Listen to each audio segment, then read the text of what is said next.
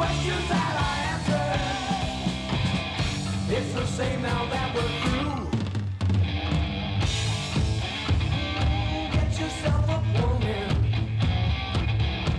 Stop acting like you're lame. Get yourself a woman.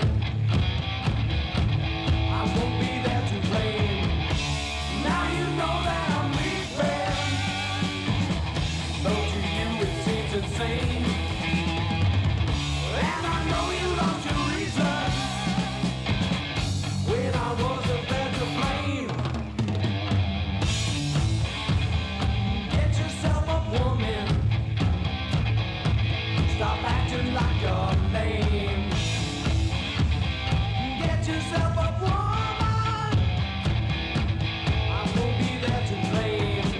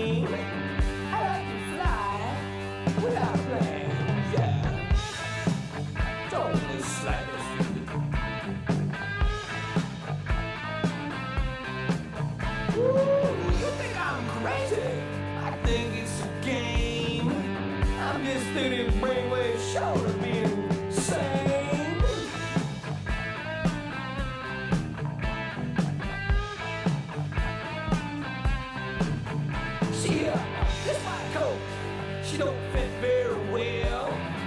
Her sleeves are a bit too long, couldn't you tell? Custom made. Good evening, South Tama Trojan fans and Meskwaki Warrior fans. Welcome to Trojan Country for another night of basketball here at Meskwaki Settlement High School.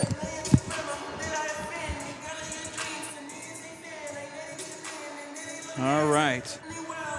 I'm Darvin Graham. I'm joined by my co-host, Keith Kiana, and we'll be with you for the duration this evening. We've got two varsity games coming your way here this evening as the Trojans are taking on the Warriors in non-conference action. Keith, how are you this evening? I'm doing good, Garvin. Had a little rush to get over here because of that storm earlier today. Oh, yeah. So absolutely. I'm here now, and I'm ready to get back. How were things down by Iowa City? It was a sprinkle at most. It just missed Iowa City. It was mainly north towards Cedar Rapids in that area. So, well, I hope everybody's staying dry and safe out there this evening. And we're about 4 minutes away from the start of this girls' varsity game between Meskwaki and South Tama. And without further ado, I think we're just going to jump into our starting lineups for tonight. Keith, if you want to give us our starters first for the Meskwaki Warriors and then for South Tama. So for the Meskwaki Warriors, starting lineup is a junior guard, 5'6", number 10, Sia Bear. Senior guard, 5'6", number 11, Irene Kiana. Junior guard, number 5'6", number 12, Sitara Javong. Junior forward, 5'9", Kalena White. And 5'4" guard, senior, number 21, Sophie Snow. And for the South Tama Trojans, number 4, sophomore forward, number 5'8", Jeanette Cervantes, is 5'8" forward, junior, number 5, Kayla Heck, 5'5" guard, junior, Takaya Rosenberger, 5'7" forward, junior, Sienna Defoe, and 5'7" center, number 40, Arrow Lions. So both of these teams coming in with one win on the season. It's been a tough road out there for both programs this season. And somebody's going to get to come away with a win tonight. So that's an exciting prospect for these two groups. And South Tama coming in 1-12. Last in action on Friday, they lost to Williamsburg 55-24. In that one, Arrow Lions, the senior center, led South Tama with 6 points. Kayla Heck and Jeanette Cervantes had 4, with Cervantes leading the team with 6 rebounds. However, the Trojans were really struggling with turnovers on Friday. Committed a total of 32 turnovers as a team, and that's just not something that can happen if you're going to compete at the high school level. So South Tama trying to work on their ball control and confidence. Some things we heard from their players when I went to interview those girls a couple weeks ago. Confidence and just aggressiveness was something that they had been working on in practice, and we'll see as we go along here if that can develop for them this evening. Meanwhile, the Meskwaki Warriors come in 1-10. They won on January 10 against North Tama. It was a close game there. That was their only win of the season, and thus far they've had losses to Don Bosco. They've had a split with North Tama, so they had an earlier season loss to the Red Hawks. They lost to GMG twice. They have lost to Colonesco, Collins Maxwell, Melcher Dallas, Baxter, Ankeny Christian, and BCLUW. However, the games against North Tama, the losses against North Tama, Don Bosco, and Colonesco all were within single-digit margins. And so they've been competitive to a degree at the bottom half of the Iowa Star South Conference standings there. And but a very different look team than what they had last season. There were 2 senior scorers that did a lot of the offensive work for Meskwaki last year. The 2 teams got a chance to face off. Probably one of the first times in a long time, if ever. I'm not exactly sure that the 2 programs had gotten to face each other on the high school varsity court. And in that one, Meskwaki dominated at South Tama, winning 44-13. That was last season. But this year, they graduate 2 of their key scorers and don't have anybody averaging double figures this year. So we will see how things shake out here. We're just about ready to have our starters and our anthem here at Meskwaki. Keith, any thoughts for you on this game as you kind of look at this matchup tonight? What are you looking for from the Trojans? I'm looking forward to the ladies being really competitive tonight. It is a game that can go either way, given how struggling both teams have been this season. And as a South Tama alum, I just want to see them compete and try their best to get a win against a nearby opponent in Meskwaki. So just down Highway 30. So just to get another win in the win column this season would be huge for the Trojans to finish with at least more than 1 win on the season. So. Yeah, absolutely. And I think the same thing is kind of true with Meskwaki being in the Iowa Star South as a very small 1A school. They've been competitive throughout. I mean, they just had their first win a week or so ago. Yep.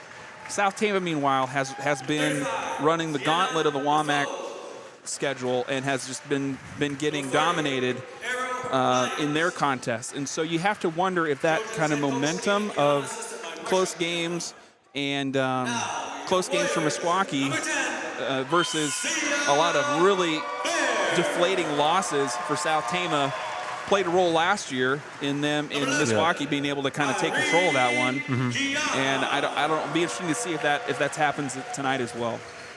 So. Yeah, the Warriors come in more battle-tested than the Trojans do, and that, like you said, Darvin. Games, yeah. Yes, as you said, Darvin, that could come into effect tonight. But we just need to see how our Lady Trojans react and compete tonight. So yeah, I haven't had a chance to see the players on this Meskwaki team, but all right, we're going to take a quick break while we have the anthems on the court. We'll be right back with the start of this varsity game.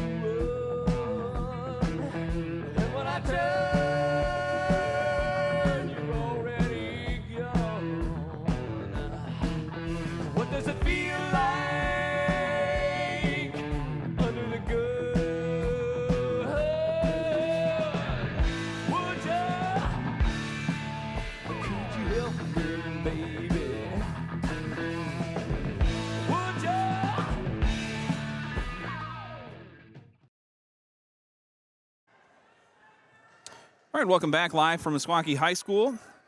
Our camera is situated here.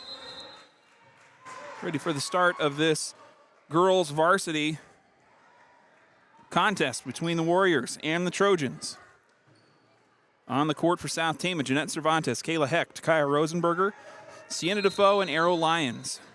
At the center is Kalena White.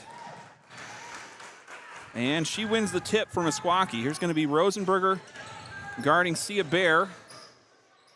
Zone defense working here for South Tama. Irene Kiana dribbles, passes out, pass inside to Bear is picked off. South Tama forces a turnover in their first drive. Let's see how they look on their first trip down the court. Cervantes to Lyons. Defoe's going to pop a shot there. Long two-pointers off the mark. Rebound goes to White. Quick pass up the court, and Meskwaki will score first. That was Irene Kiana getting the points for the Warriors.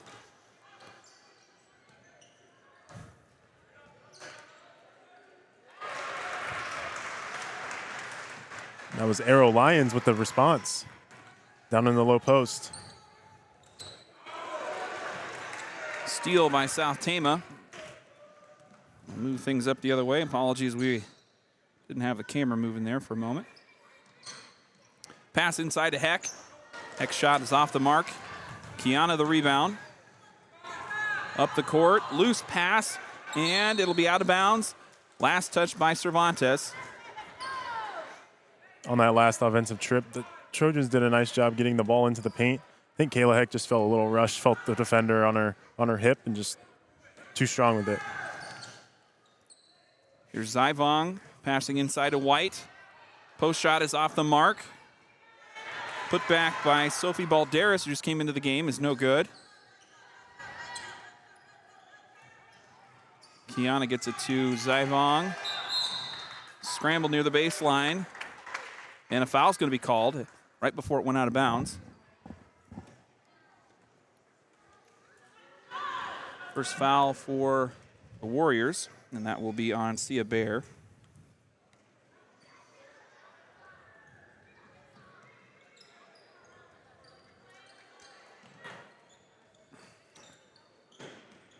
Rosenberger to Heck. Heck jumper from the free throw line, no good. Lyons the putback and the bucket. Arrow Lyons gets going for two. Right place at the right time for Lyons. Lady Warriors didn't do a nice job boxing out, and she was there for the offensive putback. Missed shot by the Warriors. Rebound, Arrow Lyons. South Tama coming up the other way. Rosenberger bringing it down the court. And Heck can't handle the pass. Down low, and it goes out of bounds. Another turnover. I don't think Kayla Heck was expecting that pass. No. Right away. She was still getting down the court. This court is different from the one back at the Roundhouse in South Tama. As you can tell, it's a little bit longer than the generic high school court. I believe it's actually a college-sized court, so the Warriors have an advantage being comfortable getting up and down the court. Yeah, we'll have to see if that will come into effect given the longer court that the Trojans will have to deal with. Got a foul on the offensive end for Meskwaki. The foul's going to be on Rosenberger, her first. Sia Bear going around a double team. Throws it up, just lost the handle there. She's looking for a foul there, the way she just threw up the shot. Rosenberger to Heck. Cervantes for three. Air ball. Heck goes out of bounds. Can't get it saved, and it'll turn it over to the Warriors.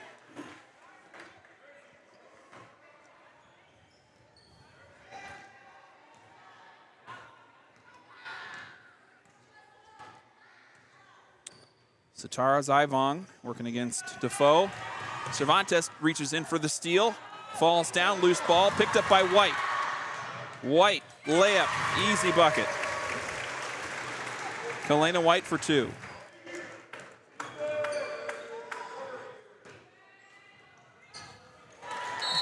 And another turnover on the South Tama end. The Trojans a little out of sorts here in this first quarter as we've had some missed passes and just timing issues. A lot of recipients are not ready for the pass. Yep.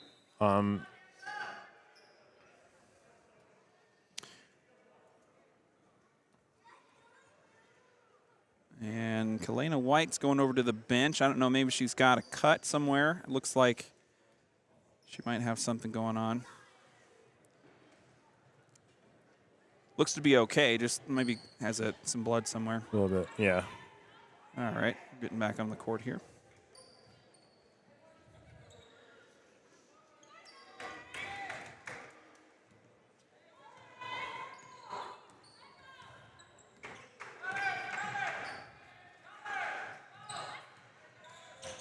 Defoe pokes the ball away from Zivong. Step in from White, Kalena White for 2. She's got 4. And the Warriors lead by 2.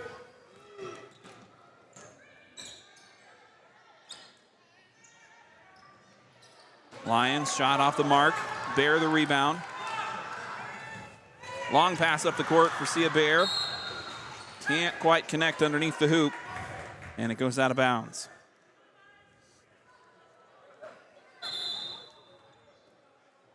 And we got a timeout on the court.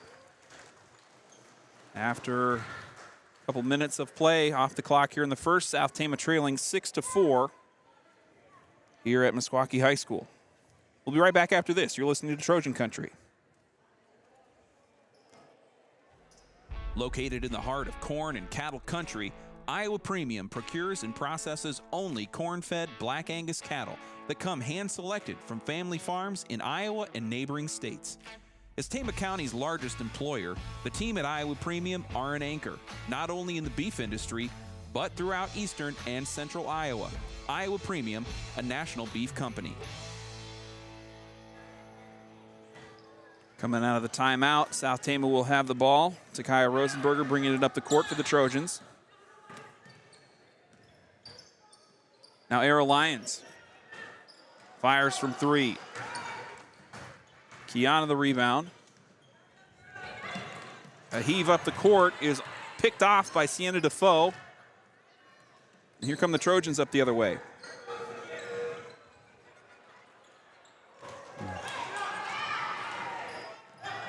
Kayla Heck's shot was long off the mark.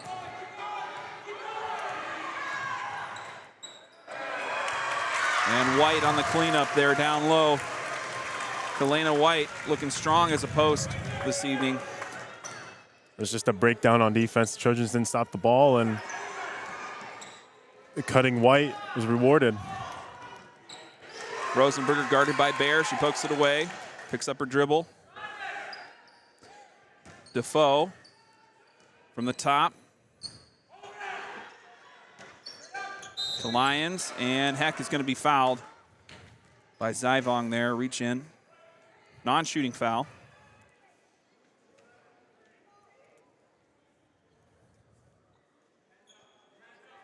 First personal for Satara Zivong. Inbound pass picked off by Sia Bear. She's sprinting up the court, 2-on-1. Will go for the layup, and it's not there. The cleanup by Valderas will result in a foul on the Trojans.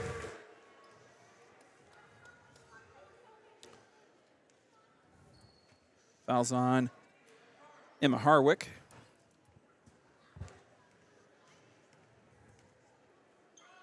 Shooting foul, so 2 shots coming here for Valderas. First one's no good.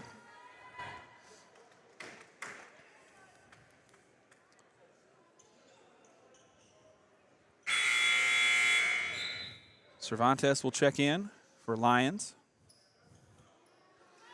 Trojans working with a fairly short bench here in this first quarter. We'll see if we get a second unit maybe in the second. Both shots fall short for Balderas, and South Tama will take it up the court here with Rosenberger.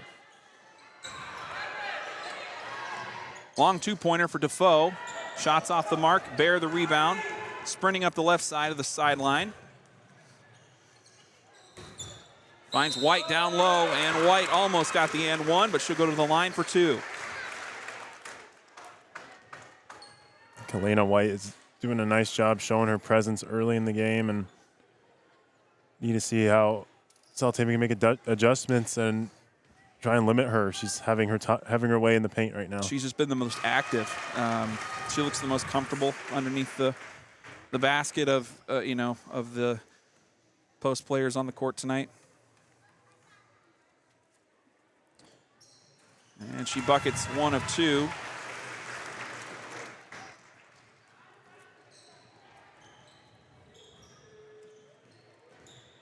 Kayla Heck from beyond the 3.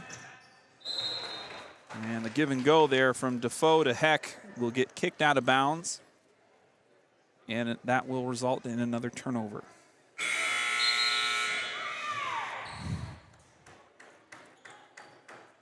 Defoe will check out for Sophie Shikazi. Zira Capello gets her first action tonight for Takai Rosenberger.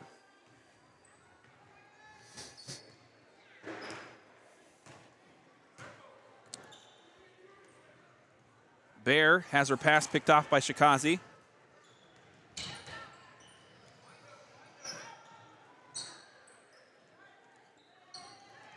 Pass down low to Harwick. Harwick's shot not quite there. Bear the rebound. Tell you, for a 5'6" guard, she's getting a lot of rebounds down there. Open look for Zyvon. Hard off the back of the rim. Bear the offensive rebound. And off the foot of Emma Harwick, out of bounds. Sia Bear being, you're right, Darvin, probably one of the smallest ones on the court, getting all the rebounds. Just crashing the glass really well and right place, right time. And I mean, they're not box out rebounds either. I mean, No. it's just hustle is what she's working with here, and that's been enough. And South Tama is going to have to kind of find themselves here a little bit. Cervantes strips it away from White, but a jump ball will be called. Trojans with the arrow, so they'll take the possession.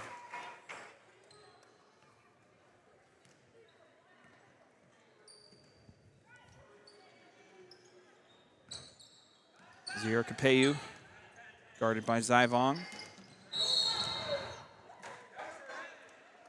And it goes off the foot of one of the Meskwaki defenders.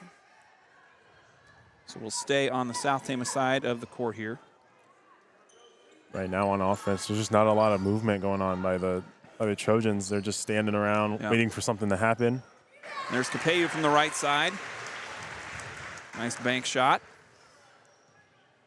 Cuts the lead to 4. We've seen plenty of missed shots, so the opportunities for either team are there to kind of get out and score some.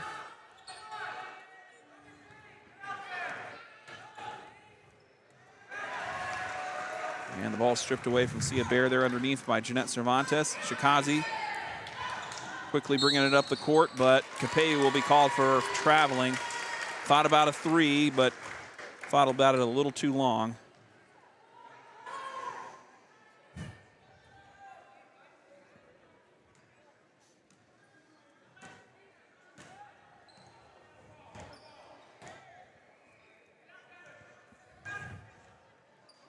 Warriors may be looking for the last possession here. White gets a screen from Balderas, hard into the lane, all kinds of contact. The ball goes flying, and no call. I'd say a good no call there. Good no call, yeah. She just tried to force it. Heck, the jumper is off the mark. Last second heave down the court at the end of the first. Meskwaki leading 10-6 against South Tama here at Meskwaki Settlement School. We'll be right back after this. You're listening to Trojan Country. Medicap Pharmacy in Toledo offers free medication packaging and free delivery to surrounding areas. With convenient drive-up service and hours on Saturday morning, Medicap Pharmacy is always there for you. Visit with pharmacist Derek Townsend and his team by calling 484-6198 or stop by their location across from Fairway in Toledo. Medicap Pharmacy, locally owned and expertly operated. S&S Car Wash provides both automatic and hand wash services as well as detailing for your vehicle. S&S Car Wash, your local car wash destination with convenient locations in Toledo and Tama.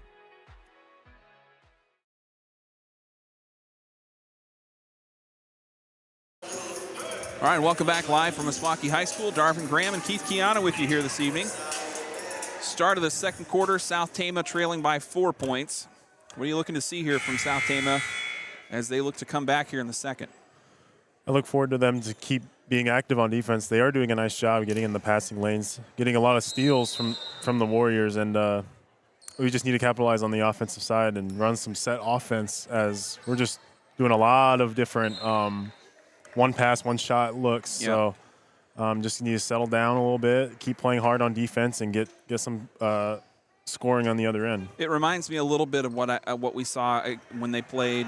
There's a steal by Cervantes. Again, she's doing a nice job really Jump in the passing lanes. Yep, being aggressive on defense. It reminds me, these offensive sequences for South Tama remind me of that East Marshall game where it felt like South Tama was really, it was as if they thought they had to get their shot up quicker than they did. Yes, they didn't. They would rush everything that they had, and in that East Marshall game, and something similar is happening right now. And I just have to wonder if that's just a pace adjustment going from WAMAC competition to 1A competition, with East Marshall and Meskwaki. And Harwick puts up a shot from the right side, not there. Valderas the rebound. Irene Kiana quickly up the court.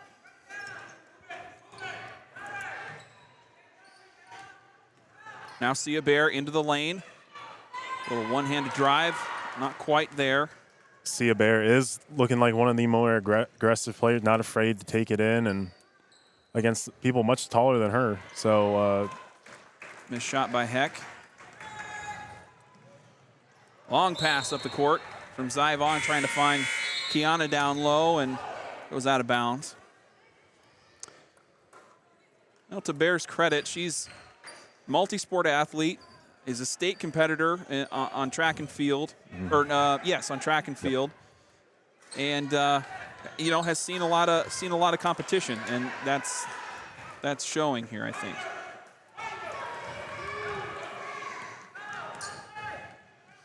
Sophie Shikazi bringing it up the court, and a traveling call on Sierra Capeu. She thought about it again and thought too much, drug her feet.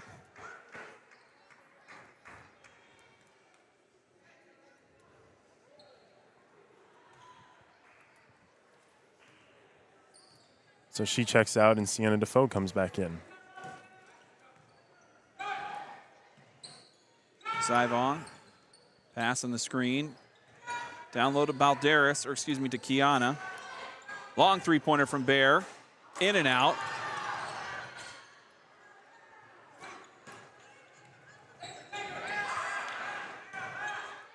Bear passes out to Ariel Albert.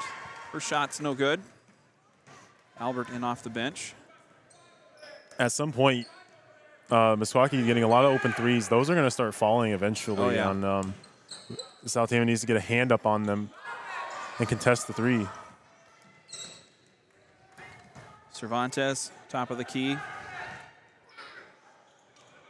Tried to get it to Defoe and just off the mark. Loops it a little too high and it goes out of bounds.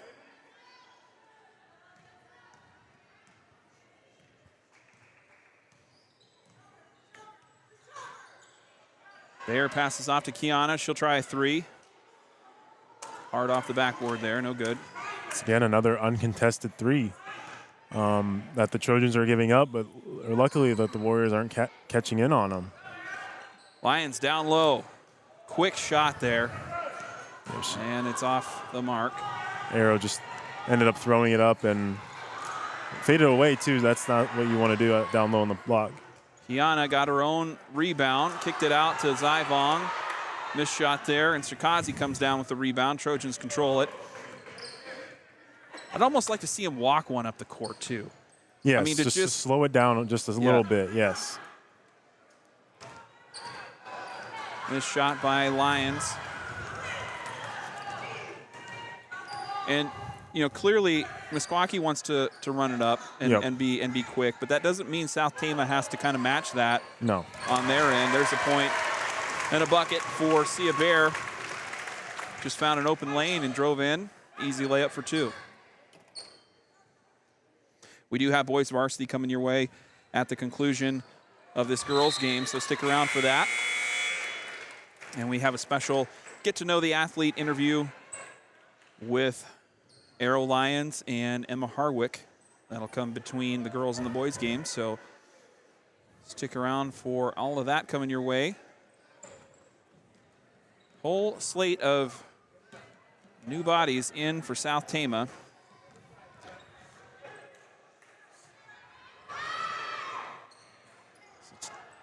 Sia Bear, 3 off the mark.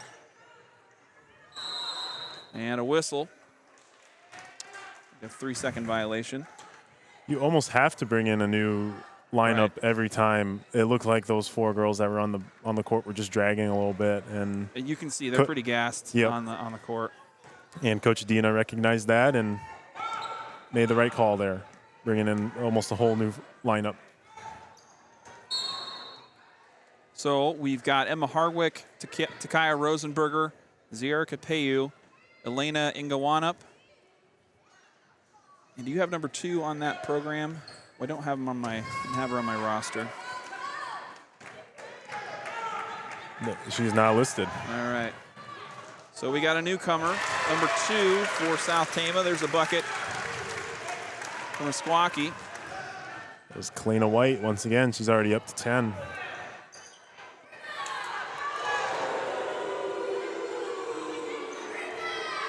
The shot rejection. Loose ball went back to Rosenberger. Her shot's not there. Now a scramble by the baseline. Rosenberger gets it to Lions. Last second heave by Ingawanup, and it goes out of bounds.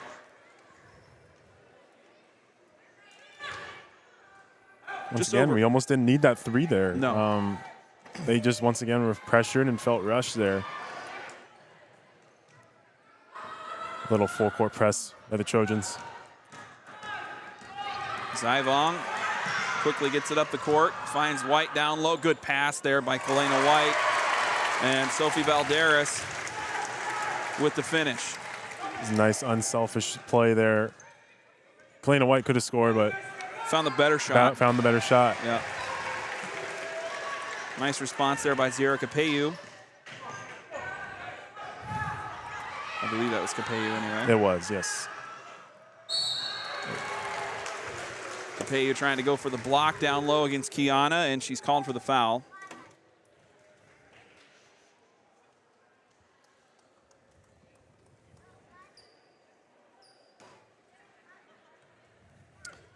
And that sends Irene Kiana to the line for 2.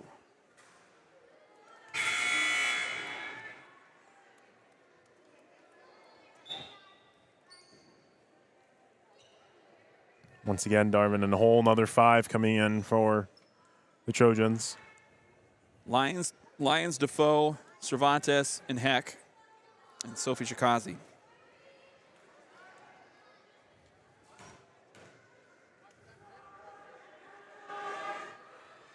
The second one by Kiana, hard off the right side. She tracks down her own rebound near the baseline. And the hustle play gives Meskwaki another possession here. White can't quite handle the double-handed pass underneath. Tipped out of bounds, Trojans ball.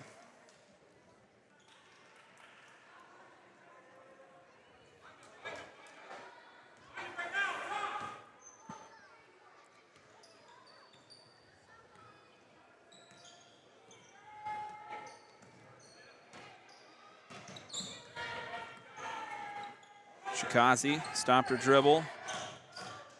Ball almost went out of bounds there on an errant pass. Lions try to sneak it around to Shikazi there by the sideline, and it goes out of bounds.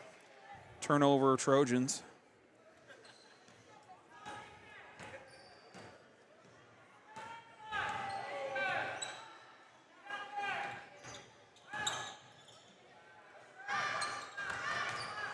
White into the lane, splitting the defenders, gets her own rebound. third effort off the mark. Valderas tipped it around, and now a foul, offensive foul.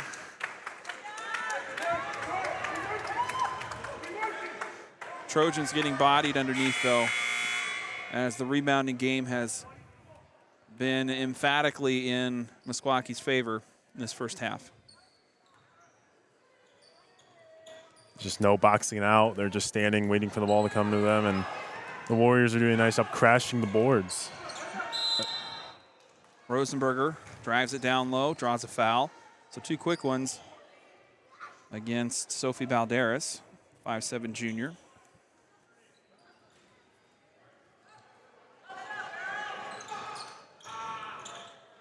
Inbound pass, shifted off to Heck, and Heck called for traveling as she got jammed up on a switch. Kiana comes in for Valderas, who will go to the bench with a couple fouls. Delia Lastly in as well for Meskwaki.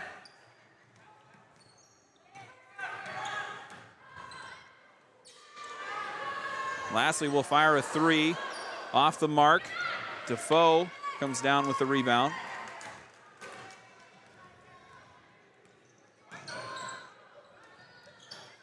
Now Heck from the left side, switch, it's good.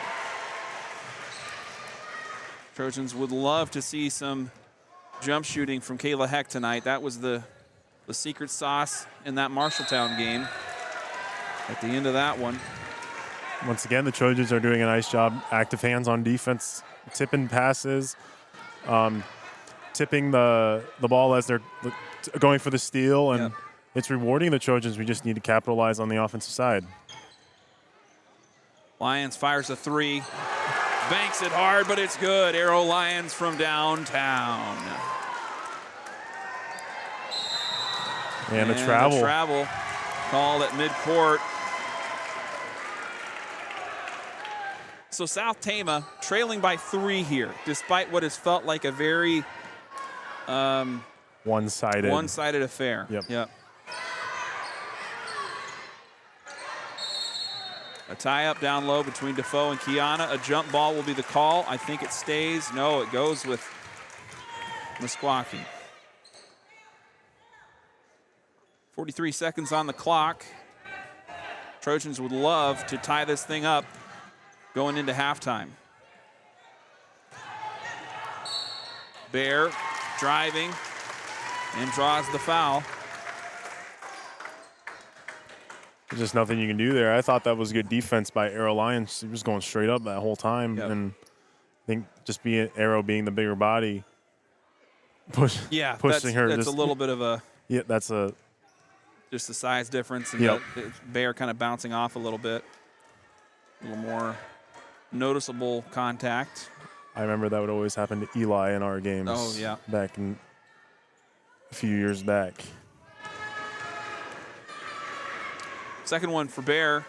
In and out, South Tama. Just about a full shot clock's worth here. They can hold for 1. I think they can hold for the last shot. They have enough time. But if they don't turn it over. Yeah, they turned it over near full court, so excuse me on the camera there.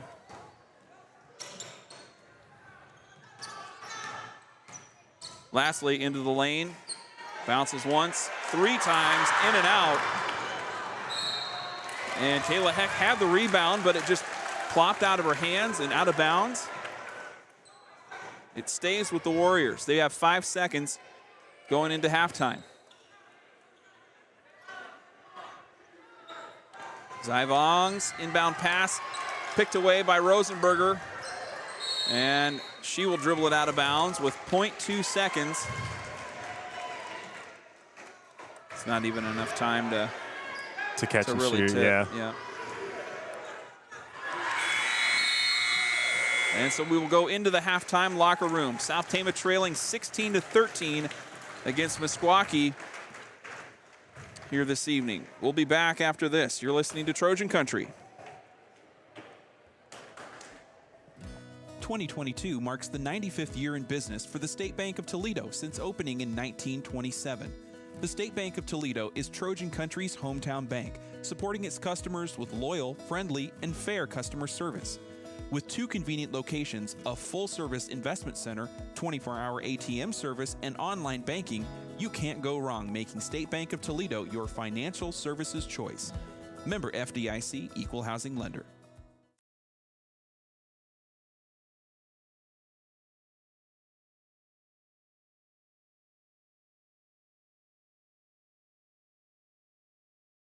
As partners in the community, Salt Creek Wind Project is committed to supporting Tama County's growth in a way that benefits all residents. Construction on the project will bring hundreds of new opportunities for Tama County's workforce and will allow workers to gain valuable, transferable skills. Hundreds of millions of dollars in tax revenue generated by the project will help improve county services such as schools, roads, and emergency response. And the clean, emission-free power generated will support a more reliable delivery system in the county and beyond. To learn more about Salt Creek Wind or to join our coalition of supporters, visit saltcreekwindproject.com.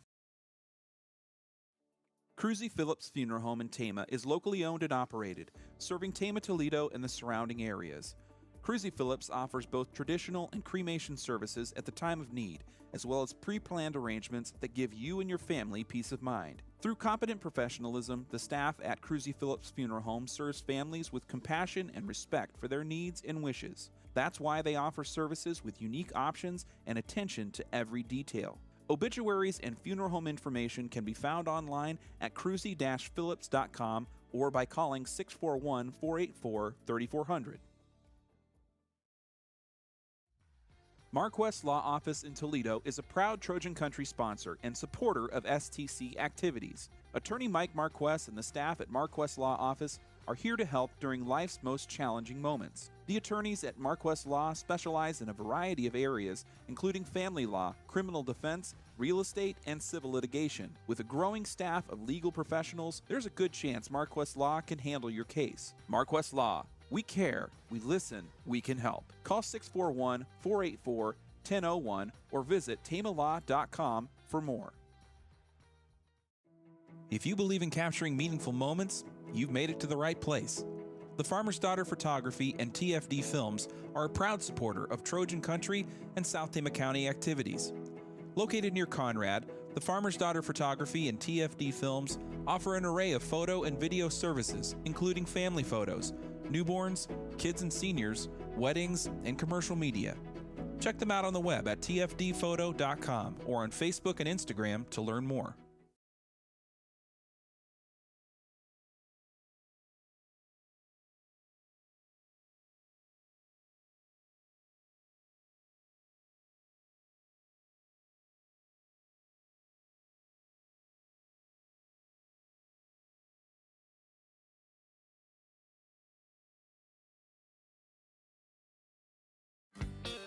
Trojan Country fans, come on down to The Pump, Tama, Toledo's #1 bar and grill.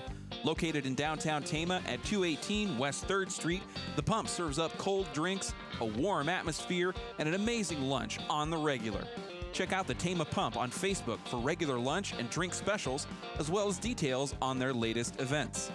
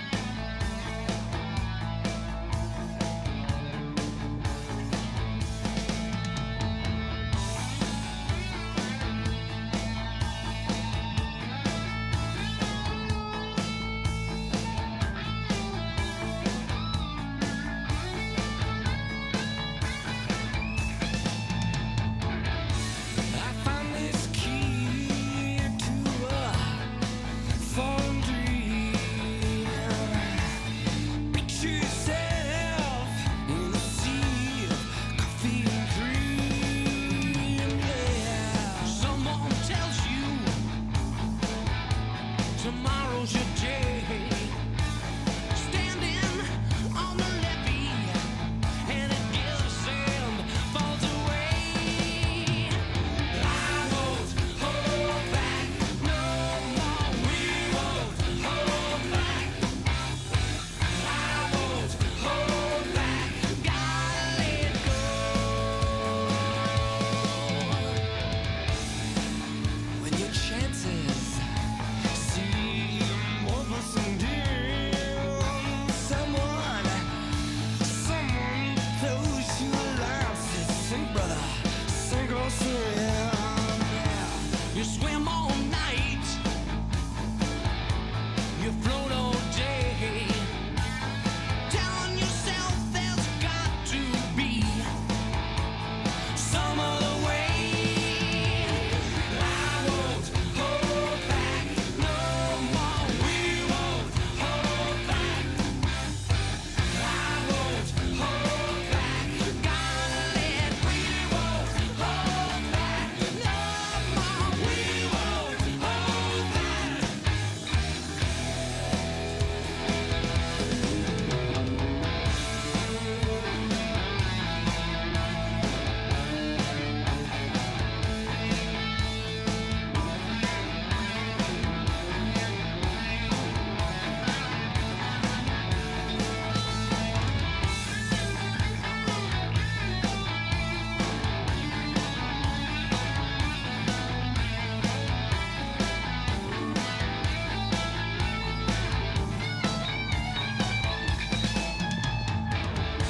I found this key to a fallen dream.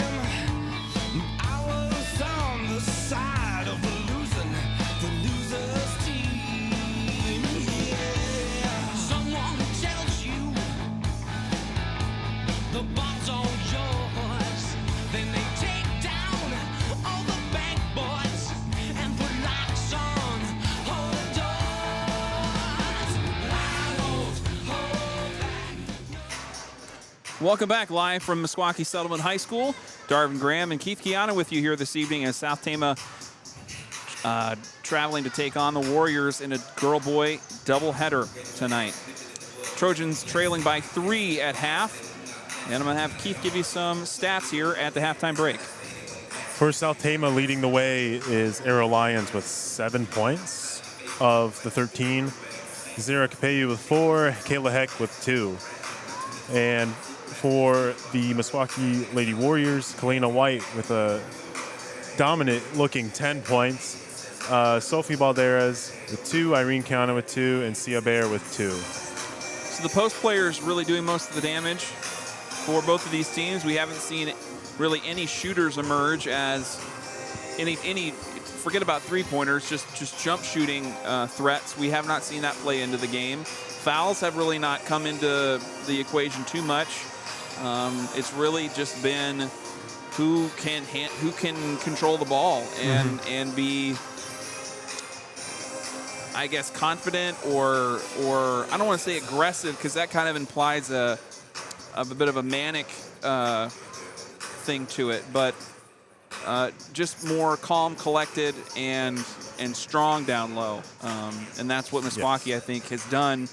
It's only gotten them a 3-point lead. There's been plenty of turnovers and missed shots on both sides. But in that first half, it was Meskwaki really kind of asserting themselves as just the more comfortable team on the court. And they are in their home court, too. So that could be just a part of it, that the size and the layout of this court feels a lot different than what South Tama's played on during this season. So I'd like to say thank you to our sponsors. They include Cruzy Phillips Funeral Home, Salt Creek Wind, State Bank of Toledo, Sharn Weber's, Marquest Law, SNS Car Wash, Medicap Pharmacy, Iowa Premium, Mercy Care Tama, and the Tama Pump. All of our broadcasts here on Trojan Country also made possible by the Charlie Townsley Memorial. We will next be in action on Friday. We will be home as the girls host the Benton Bobcats at the Roundhouse. The boys will head to Van Horn to take on the boys team. But if you can't make it out to cheer on the Trojans, come hang out with us on Trojan Country. We'll have the girls' game starting around 7 p.m. with a pregame. And we'll look forward to that evening, but a lot more to come here this evening as South Tama's got the boys varsity game to come after this girls game. And it's a close one, despite what we've been kind of saying about how Meskwaki has been in control so far. It remains a pretty tight game. And so the Trojans will start with it in the third quarter. Starting lineups back on the court for both teams. Missed shot by Defoe underneath the hoop. Irene Kiana tracks down the rebound.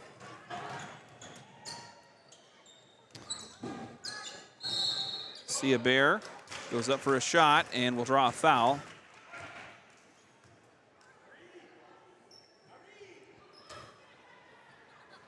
Non-shooting foul.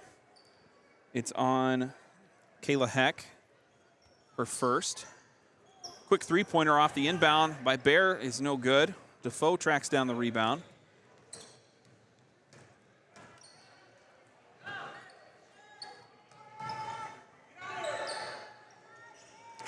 Lions, long two, hard off the rim. Cervantes the rebound. Can't quite get the putback. She gets her own rebound once more, 3 times. Defoe comes up with the loose ball. Heck loads and fires a 3, banks in a shot for 3, excuse me.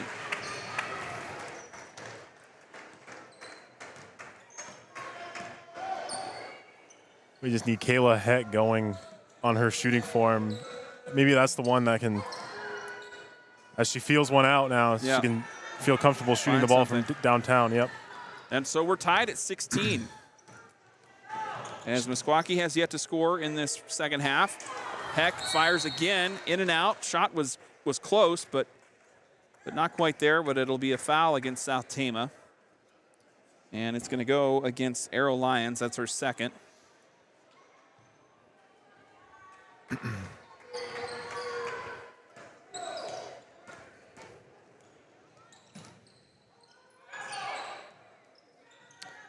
Kiana goes by Defoe. Finds White down low. White gets the ball stripped away. Good post action there by Cervantes.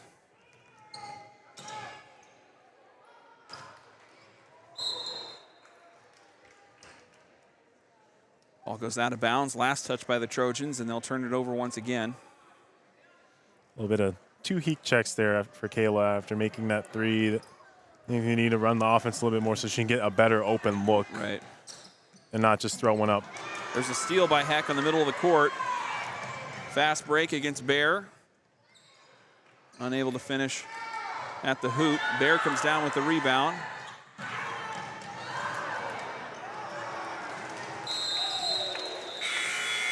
Finds White down low, but the ball gets tipped out.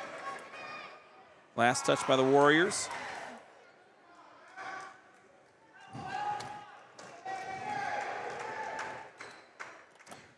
Just under 6 minutes, and we're still tied at 16.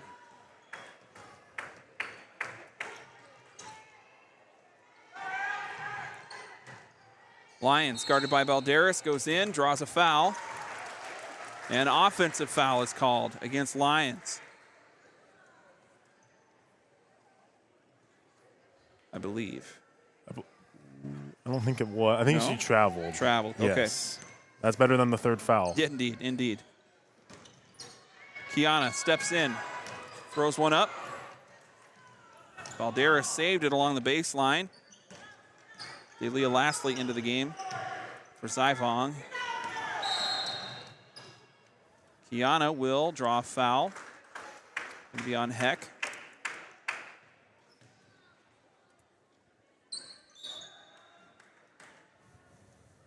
And South Tama coming in with a new set of 5. Belle Johansson, Sophie Shikazi, Elena Ingawanup, Zira Capeyu, and a Trojan as yet to be named, number 2 down there. Elena White in from the baseline. Banks it in for 2. 2-point lead for the Warriors. Here comes Capello and the Trojans. And Capello takes it herself along the left side, drives it in, puts it in for 2. Back up to 18 all.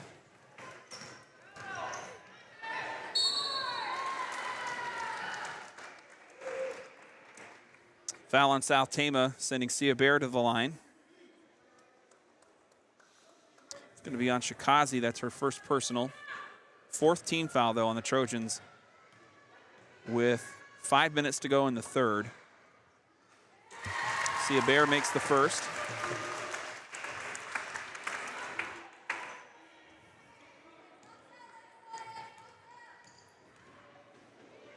And she'll have one more. Johansson the rebound for South Tama. Shikazi brings it up the court.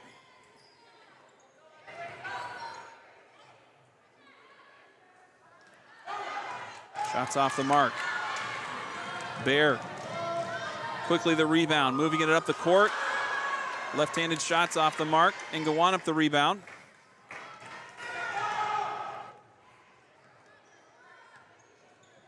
Shikazi, top of the key, picks it up, gets it to Johansson. She tries a 3, not there.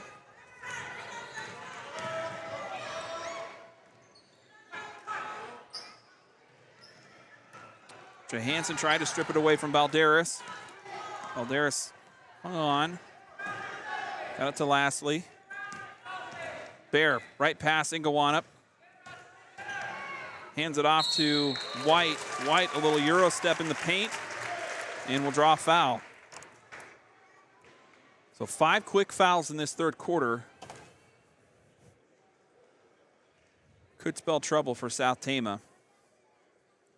As the score, it's been a low-scoring game, and that's very similar to how the East Marshall game played out. Things really got active at the free throw line in the second half. First one for White is no good. Emma Harwick checks in for Ngawanap. Just under 4 minutes to go. Meskwaki trying to take a 2-point lead here. One more shot for Kalena White. And it's good.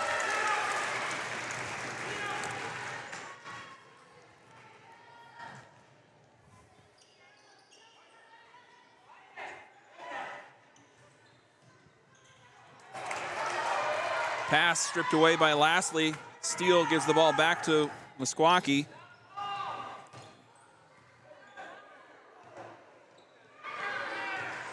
Now Bear from the left side tries to go down low. Pass tipped away by Harwick, and the loose ball goes to the Warriors. Here's Lastly driving from the right. Rattles one in for 2. A 4-point lead now for the Warriors.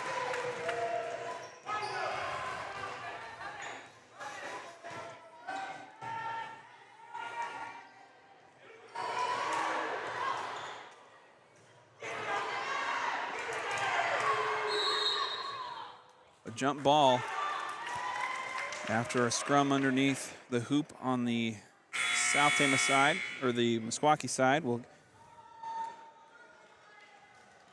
give the ball back to the Warriors. We're getting nice looks on the offensive end. They're just not strong enough to get that ball up there, and not being able to finish. Here's Balderas down low to White. White gets some contact in the air. And back to the line. Kalena White will go. I believe Belle Johansson's going to get rung up for it. Nope, that's... No. They put on... I think it's Johansson. Okay. The board shows Kayla Heck, but Kayla Heck's not on the court, so I think that the only other 5 would be Johansson. White makes the first. Now a 5-point lead. And she makes the second.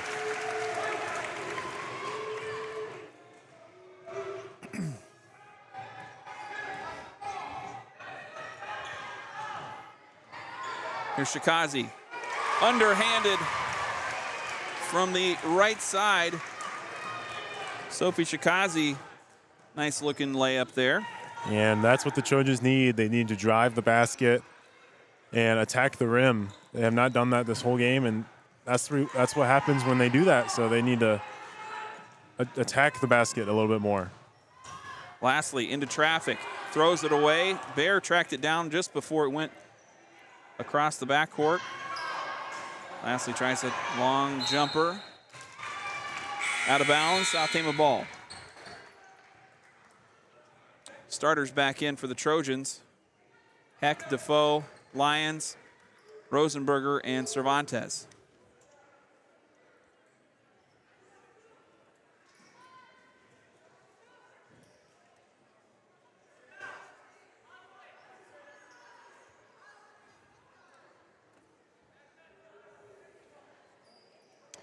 South Tama, I think, had 6 on the court there.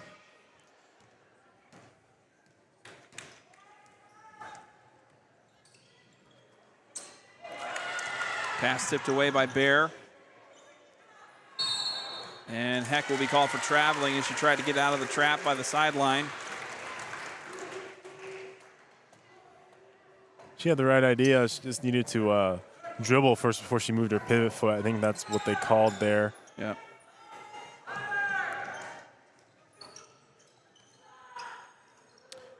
Valderas out to Bear. 3-second lane violation called against the Warriors.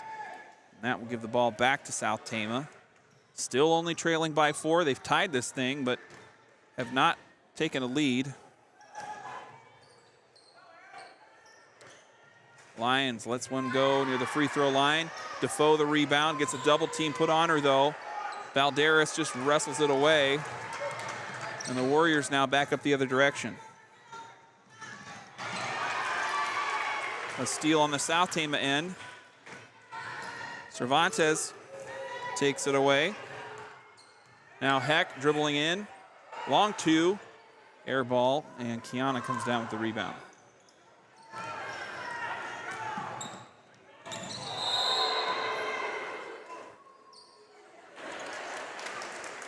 A trip there against Rosenberger. Bear goes to the court, but everybody comes up smiling. A foul called against Rosenberger. That'll be her second.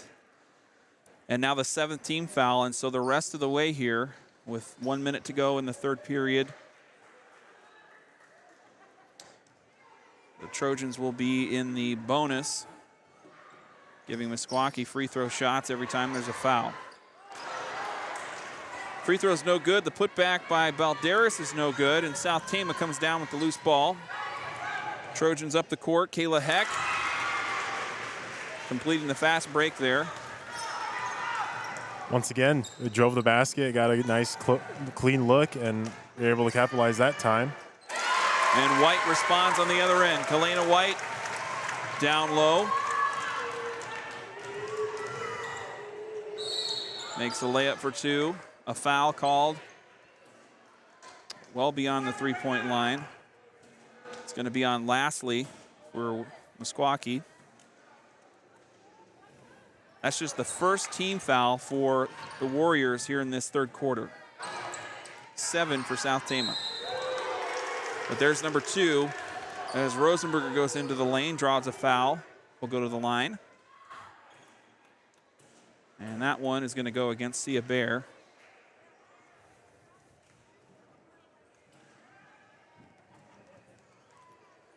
Rosenberger at the line.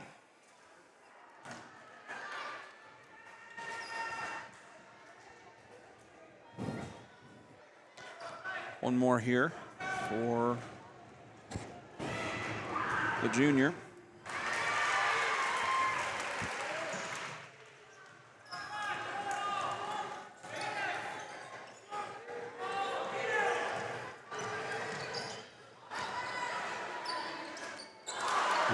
Nice shot there by Kiana. A foul on the loose ball. And so within the span of about 30 seconds, Meskwaki picks up 3 team fouls. That one was on Irene Kiana.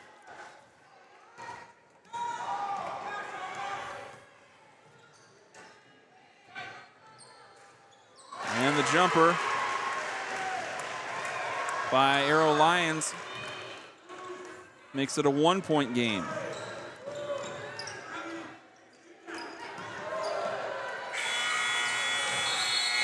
Buzzer beater shot by White is no good, and we go into the fourth quarter with Meskwaki leading by 1.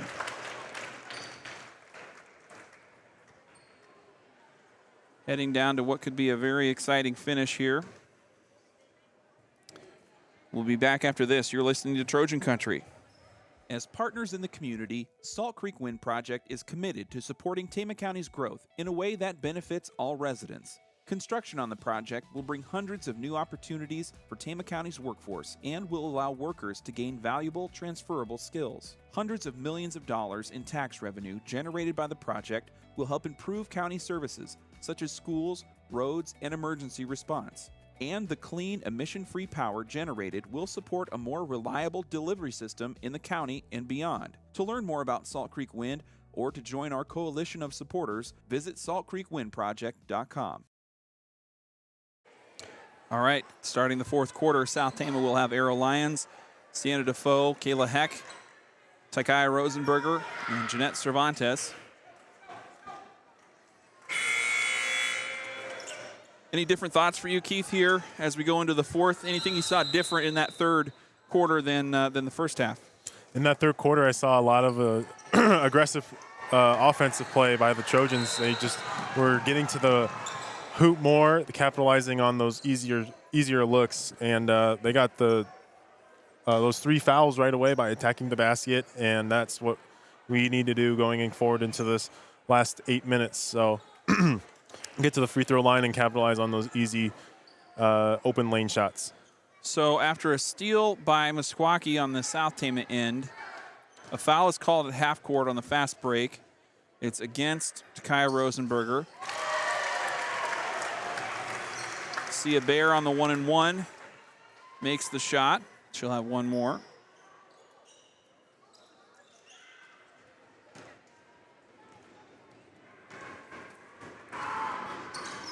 And she rattles in the second. Back to a 3-point game. Rosenberger pressing it up the court. Heads right. Now Heck from the free throw line. Stopped up, dumps it off to Defoe. Cervantes draws some contact, and that'll be on Kalena White. 14 fouls now for Meskwaki. First personal for White. That was a really good offensive set by the Trojans. They were able to get... There's an open look by Rosenberger. She draws the foul in the bucket. South Tama can tie it up here if Rosenberger can make a free throw. On that inbound play, I was just about to say that they're moving without the ball a little bit better. Yep. And able to draw some fouls, get the ball down low, and as you saw there, Takaya was able to capitalize on the inbound play. Some games you wish that you could have 5 quarters, and I wonder if that's, that might be the case in this one, especially for South Tama. Rosenberger unable to come away with a free throw. As it feels like they're warming up. It feels like that first half, things were pretty cold, and feels like they're starting to kind of find their bearings a little bit. But they're going to have to do so and score and not turn it over as much in the next 7 minutes. Rosenberger's shot, no good. Defoe comes away with the rebound. Quick shot by Rosenberger, not there. Cervantes, the putback.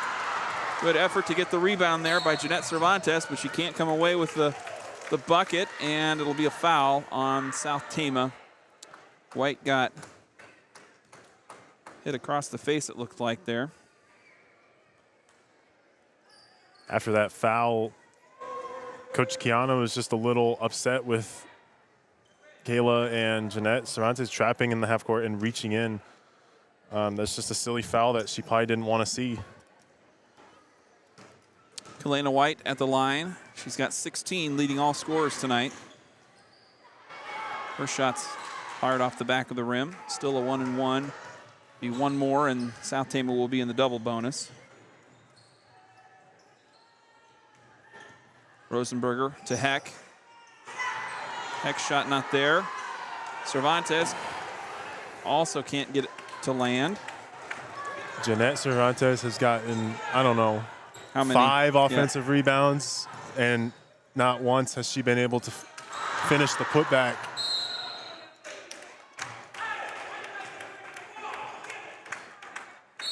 Loose pass goes out of bounds. Turnover gives it back to South Tama, and Coach Kiana is going to call a timeout, talk things over.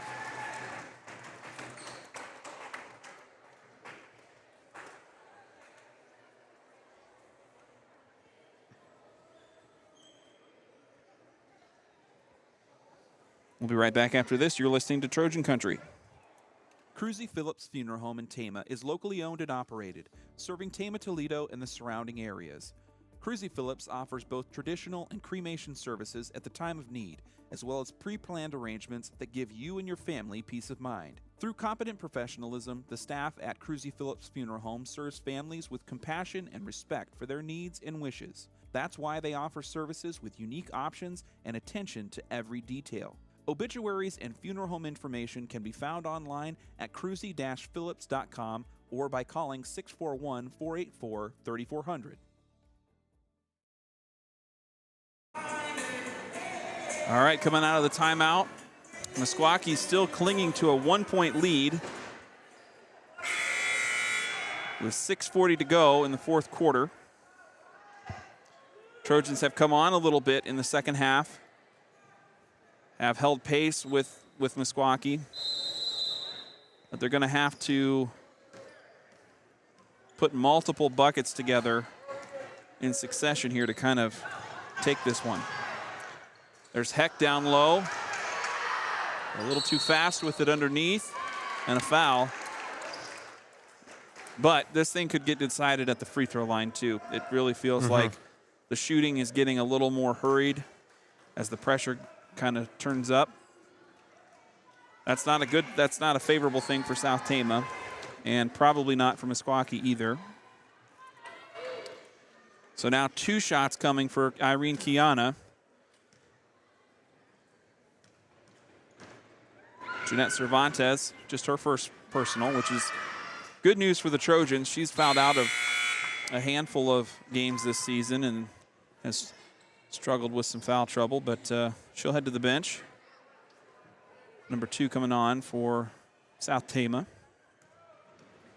One more for Kiana. Misses the second,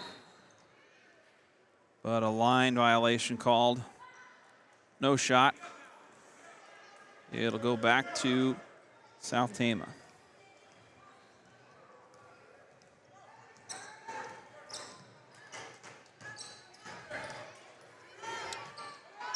Rosenberger trying to direct traffic. Zybon gets a hand on the pass, and Kiana comes away with the steal. Almost a travel there. And there's White open down low. And that is one post player that's got the touch underneath, and you cannot leave her open.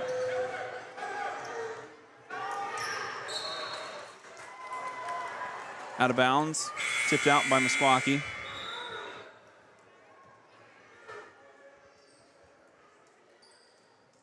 Rosenberger checks out for Ziera Capeu. Inbound to Capeu, she fires. Bear the rebound. Fast break for Sia Bear. From the right side, draws the foul, and will go up for 2.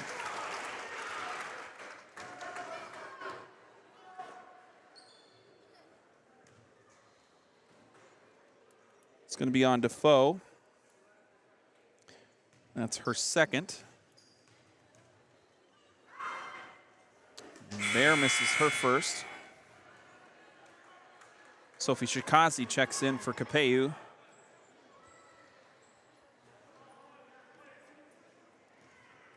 And Sia Bear will have one more coming here with 5:43 on the clock. Rebound South Tama. Shikazi will bring it up.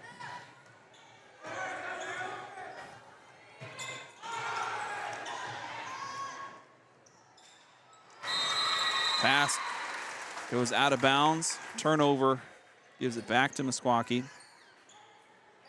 Reminder, we've got boys varsity coming your way. at the conclusion of this girls' game. So stick with us. More Trojans and Warriors to come. There's a bucket underneath by Kalena White.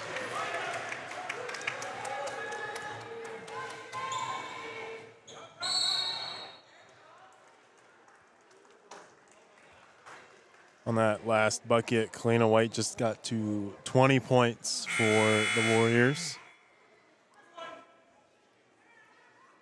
Earned every bit of it, too. She's played Yes. great tonight. Yes, she has. Zira Capeyu comes in for Shikazi. We've got Lyons, Defoe, Cervantes, Capeyu, and Kayla Heck to inbound the ball. Capeyu takes it. Let's go a shot. Shot is altered by Zivong, and another fast break here for Bear. And she finishes that time at the hoop. And all of a sudden, a 7-point lead here for Meskwaki. Cervantes gets it down low to Heck, and Heck finishes from the left.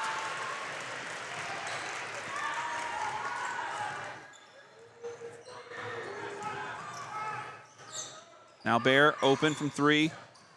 Drives in, kicks it out to Zivong. She'll try a 3. Lyon the rebound.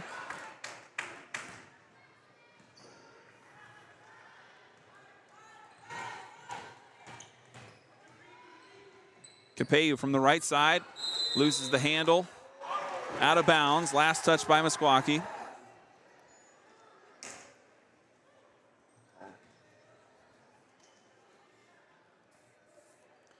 Cervantes to inbound now. To Heck, kicks it out to Defoe. Long 2, foot on the line, not able to get it. And Bear will again get the rebound and will be sent to the free throw line after another foul by South Tama. That foul was on Kayla Heck. That is now her fourth foul. Yeah.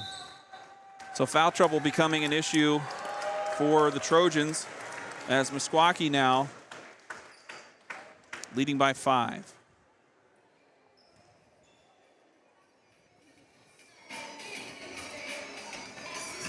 "2022 marks the 95th year in business for the State Bank of Toledo since opening in 1927. The State Bank of Toledo is Trojan Country's hometown bank, supporting its customers with loyal, friendly, and fair customer service. With 2 convenient locations, a full-service investment center, 24-hour ATM service, and online banking, you can't go wrong making State Bank of Toledo your financial services choice. Member FDIC, Equal Housing Lender. S&S Car Wash provides both automatic and hand wash services as well as detailing for your vehicle. S&S Car Wash, your local car wash destination with convenient locations in Toledo and Tama. All right, South Tama, short time here as they're trying to mount a comeback in what's been a low-scoring affair between the Trojans and the Warriors. Both teams with 1 win on their season, each of them looking for win number 2 in what has been a tough campaign here in Southern Tama County. After the 4th foul by Kayla Heck, Sia Bear will be at the line for 2 as South Tama's in the double bonus. Bear converts.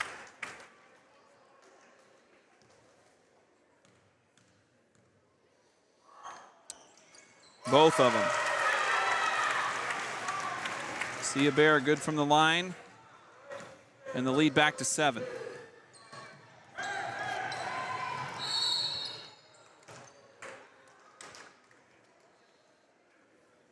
And a foul called against Meskwaki. It's going to be against Zivong, sending Zira Capeyu to the line.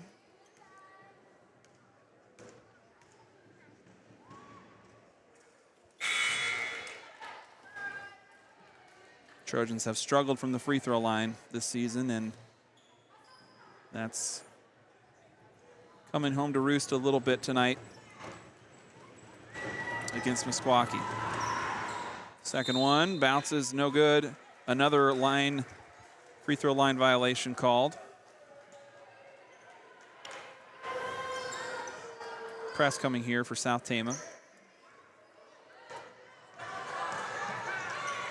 Lastly, passes incomplete. Turnover to the Trojans. Campello from the right side. Just got robbed at the rim there.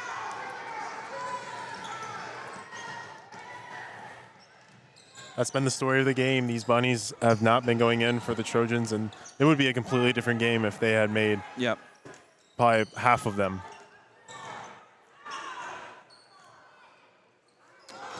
Bear overthrew her teammate, but lastly tracked down the loose ball. 6 seconds on the shot clock. Meskwaki with Bear goes inside. Jumpers off the mark. Heck comes down with the rebound. Now Campello. And a travel called on Defoe, turning it back over to Meskwaki.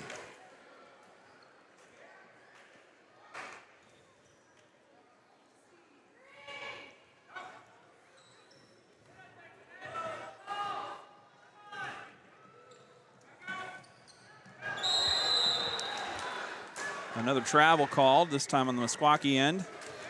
I think both full court presses from both teams are just getting the teams a little hurried up a little bit. There's been travels on both sides.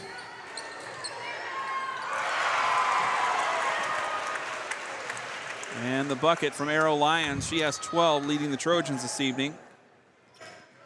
The lead back to 4 for Meskwaki.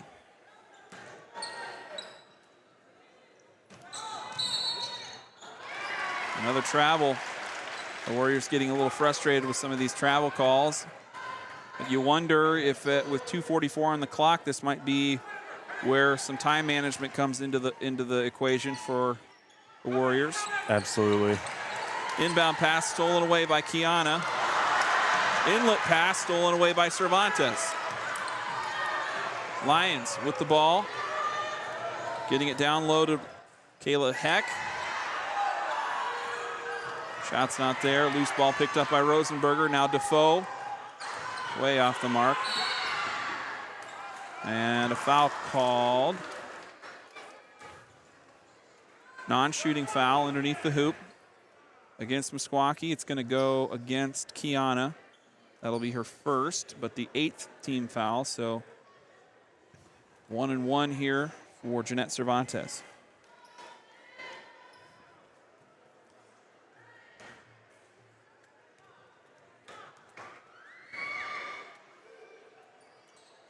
And Cervantes makes the 1-and-1.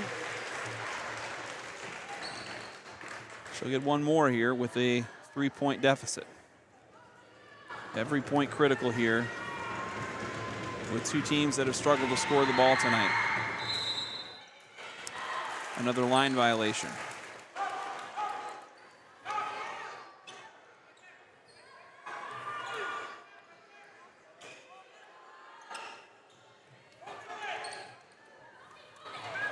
Inbound pass to Valderas. Now Bear.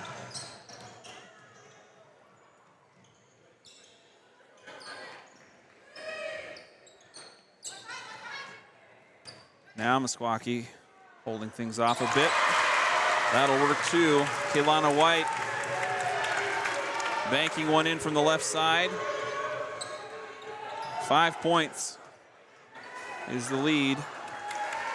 It feels like 15 though.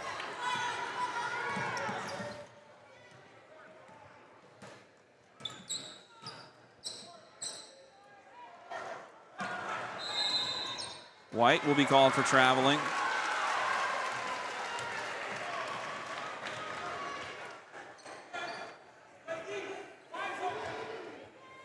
Minute 41 as Meskwaki leads by 5. South Tama has not led in this game, save for maybe the opening 1 or 2 possessions in the first quarter. Kayla Heck, air ball. Nobody home underneath, and Irene Kiana comes down with the loose ball rebound.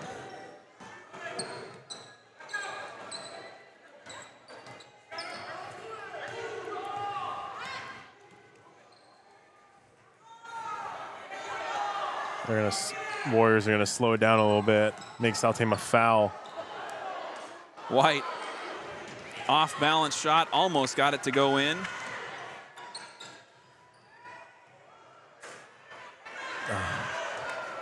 Just a forced shot there by Kayla Heck. South Tama just not looking like they're going to go after this thing here with 42 seconds left.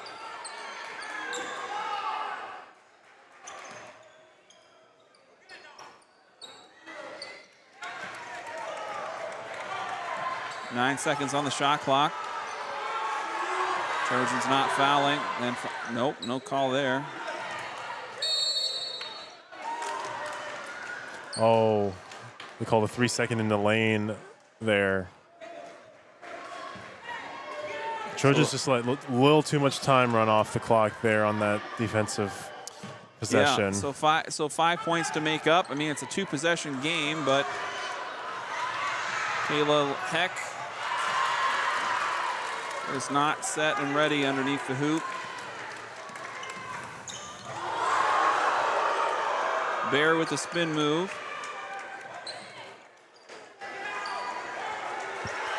And that will do it. Final score here for Meskwaki. The Warriors 38, South Tama 33. We're going to take a quick break. We will be right back after this. You're listening to Trojan Country. If you believe in capturing meaningful moments, you've made it to the right place. The Farmer's Daughter Photography and TFD Films are a proud supporter of Trojan Country and South Tama County activities.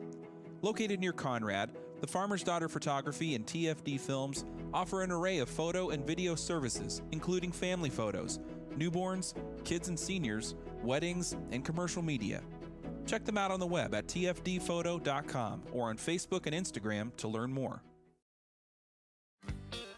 Trojan Country fans, come on down to The Pump, Tama Toledo's #1 bar and grill. Located in downtown Tama at 218 West 3rd Street, The Pump serves up cold drinks, a warm atmosphere, and an amazing lunch on the regular.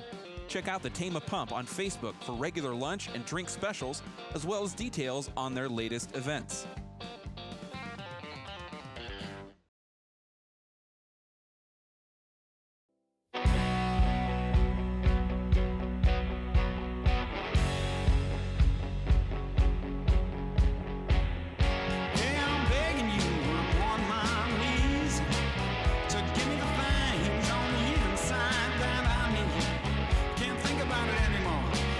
Too much. My heart is broken from too many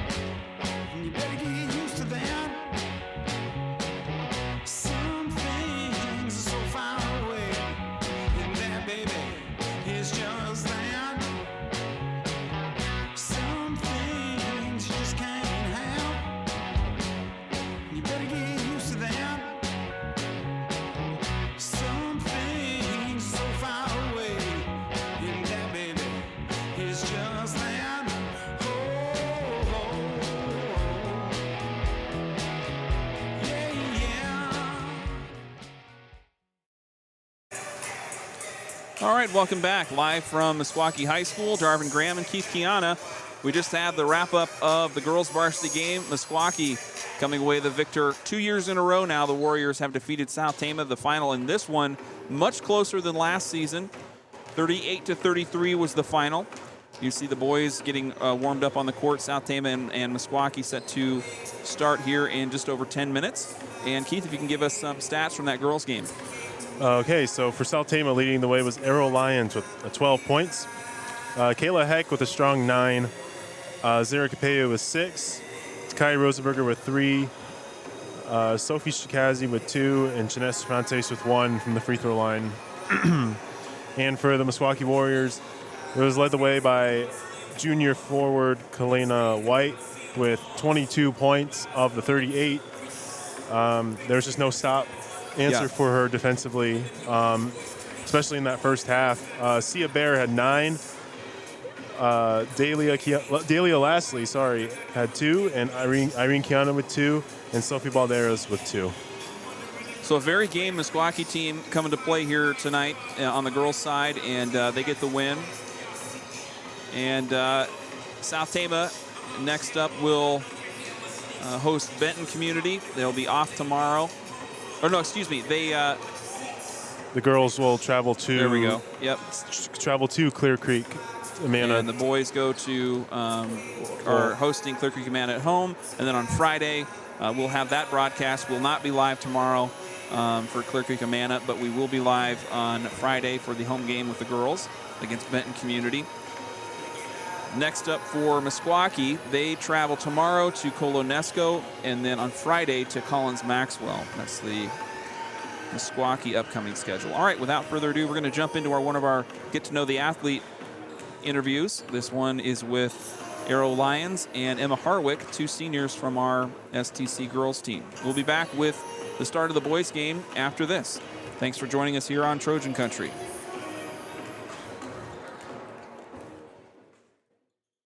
Hello and welcome to another STC Student Athlete Spotlight. Today I'm joined by Arrow Lions and Emma Harwick. How are you guys doing today? Pretty good. Good. Good. We're just catching you at the tail end of a practice here. Let's talk basketball a little bit before we kind of get into some broader questions for you. And whoever wants to go first, go ahead and just start talking. How long have you both been playing basketball, and do you remember kind of how you got into it? Damn, we've been playing together for a long time. Yeah, like kindergarten. Yeah. Wow. Blue Pride together. It's been a long time. Are you guys both seniors? Yep. Yes. Okay. What got you into or what kind of kept you interested in continuing to play into high school? I don't know. I think it was mostly when I was a junior and Marcia Kiana came coach. Okay. And that really kept me wanting to do basketball. Really? Yeah. That's Because great. last time she coached us, it was 7th grade, and she was my Yeah. favorite basketball Oh, coach. that's cool. Yeah, she was always like telling us she saw something in us and we had the potential to be really good. Oh, that's great to hear. Yeah. What do you like about the sport the most? What's the most enjoyable part when you're out on the court practicing or playing a game? I think it's being able to play with other people, and it's not just a I and team. It's like you actually work with the other people that are out there. Yeah. Yeah. We've gotten a lot better working as a team this year too. What do you find most challenging then about the sport, kind of on the other side of it? I think it's the conference we play in, like the competitiveness in our conference. Yeah. But, What are some things that you guys are working on? You're both kind of post players, forwards. What are some things that you're working on your own game to kind of improve individually as you kind of get to the tail end of the season here? more confidence. More Definitely. confidence for sure. Definitely. Yeah. All right, so let's switch gears a little bit. We'll talk a little bit about just some broader questions for you. Do you have any siblings or pets? Tell us about those if you have them, and just kind of give us a view of kind of your family. Do you want me to go first? Go ahead. All right, I have a younger sister. She's a freshman. Her name's Leah. Mm-hmm. And then at my dad's house, I have 4 dogs. Whoa, Yeah, I have Bear, Buddy, Stella, and Ella. great. What kind of dogs are they? So Stella's a Great Dane, Bear's a German Shepherd Husky mix, Buddy's a Chow mix, and then Ella's a little wiener dog. Okay, so you have like no room in your house then. Yeah, no. Okay, all right. How about you, Arrow? I don't have any siblings and I don't have pets. Oh man, all right. My pets were killed last year. Oh, I'm so sorry. If you could have a pet down the road, what kind of pet would you have? A German Shepherd. Shepherd. Yeah. All right. What's been a highlight or a memorable moment when you think about, we're kind of at the halfway point of this school year, and it's your senior year for you two. What's been a memorable moment of this school year in particular? Anything that comes to mind there? The first game I got to play in. Yeah. I think it was our first game and when we first came out there and had a win. Yeah. That Yep. was surprising. Yeah. Yeah. What was that Marshalltown game like for you? That was a very back and forth, very tight finish. What do you remember most from that game in particular? Felt very edge of the seat. Yeah, you didn't know who could nerve-wracking. do it. Yeah. What are some hobbies or interests that you guys have outside of school and outside of basketball? I make candles. Awesome. How long have you been making candles? Couple years. 2 Like years. scented, like, Yeah. okay. Just like- in like a pot, in like a jar, or like? Yeah, I have long? jars, and then I want to start doing like the wax melts Mhm. that you put in like Scentsy stuff. Yeah. Well, that's great. Yeah. How about you? I like to draw and write. Okay. What have you drawn or written lately? What's something that you worked on? I've been working on something digitally, Okay. so that's Yeah, awesome. Are there any unique talents or skills or anything that, or a fun fact that somebody might not know about you otherwise, or your classmates would be surprised to learn about you or something like that? And I make candles. Yeah, all right, we're just talking about it, right? Anything come to mind for you, Arrow? that I write poetry. Okay. I don't all like to right. share that with a lot of people. Sure. If you could have any job in the world, and I'm sure that's a big topic for folks your age, or just a thought, what type of job would you want to have? What do you want to be when you grow up, kind of? That's the question. I think I'd like to go into forensic science. Mhm. Me too. I plan on majoring in criminology, but I would love to do anything I could like travel, like Mhm. if I could travel at all. Yeah. Who are your heroes? What comes to mind when you think of the word hero? Anybody? Could be somebody you know, somebody you don't know, somebody you've never met before. I think of Marsha Kiana and then a musician. Yeah. I don't know, probably my grandpa. Cool. If you could be an animal for a day, what kind of animal would you be? A lion. All right. I think I'd like to be an octopus. Okay. All right, some favorites to kind of wrap this up here with you guys. What's your favorite meal or favorite thing to eat for lunch? Whoever wants to try and... Pasta. I like anything. Red sauce, white sauce? Red sauce. All right. With meat? Or- It depends. Okay. Depends. How about you? Salad, I guess. Salad. Wow. Okay. What kind of meal then? Maybe not lunch. Oh, steak. Steak. Okay. True. What is and this is kind of different for everybody, so I'm kind of casting a wide net here. But what's your favorite video game, movie, TV show, or a book? I think I really like the TV show Good Omens. Okay. I like the TV show The Midnight Club. Nice. All right. Favorite type of music or favorite music artist? Carrie Underwood. I like the Nice. 60s and 70s classic rock. Nice. All right. What's your favorite time of year, season, weather, that type of thing? Summer. Fall. All right. Well, thank you guys both for your time. Best of luck on the rest of the season, and we'll catch up with you again sometime soon. All right. All right, Thank you. Yep.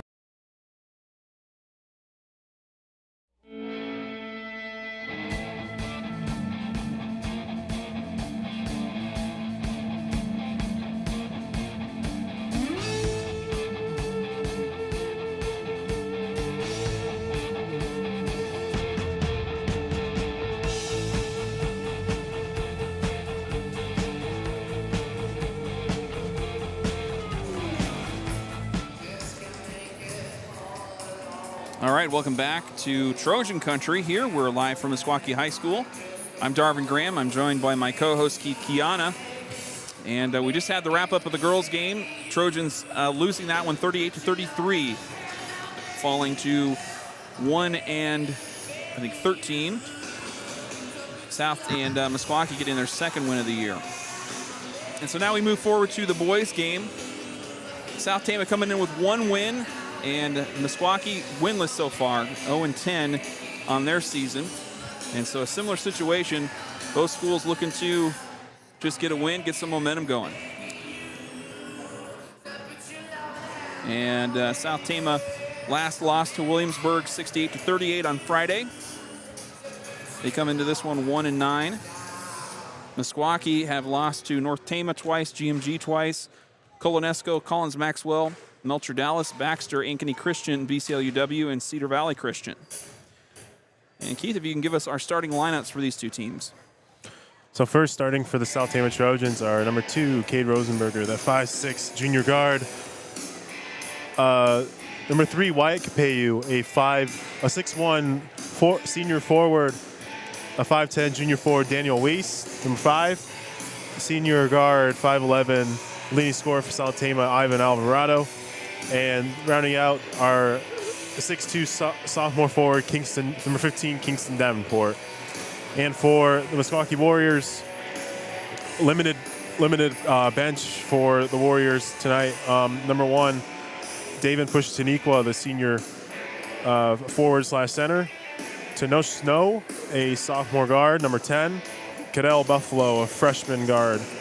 Number 13, Eric Hogg, a senior center. Number 20, and Dorian Velazquez, a freshman guard. Number 21.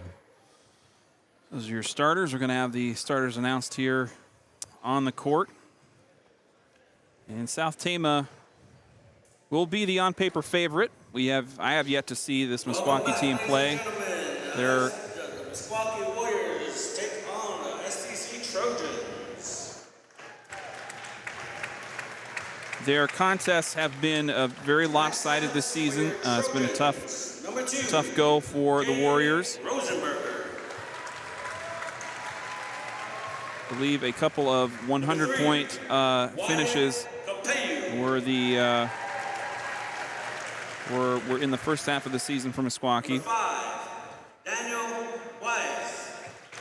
And so most recently, they had losses to GMG. They lost 83-9 in North Tama, 69-13. Had a close one against Cedar Valley Christian, losing 43-41. But everything else has been a blowout loss.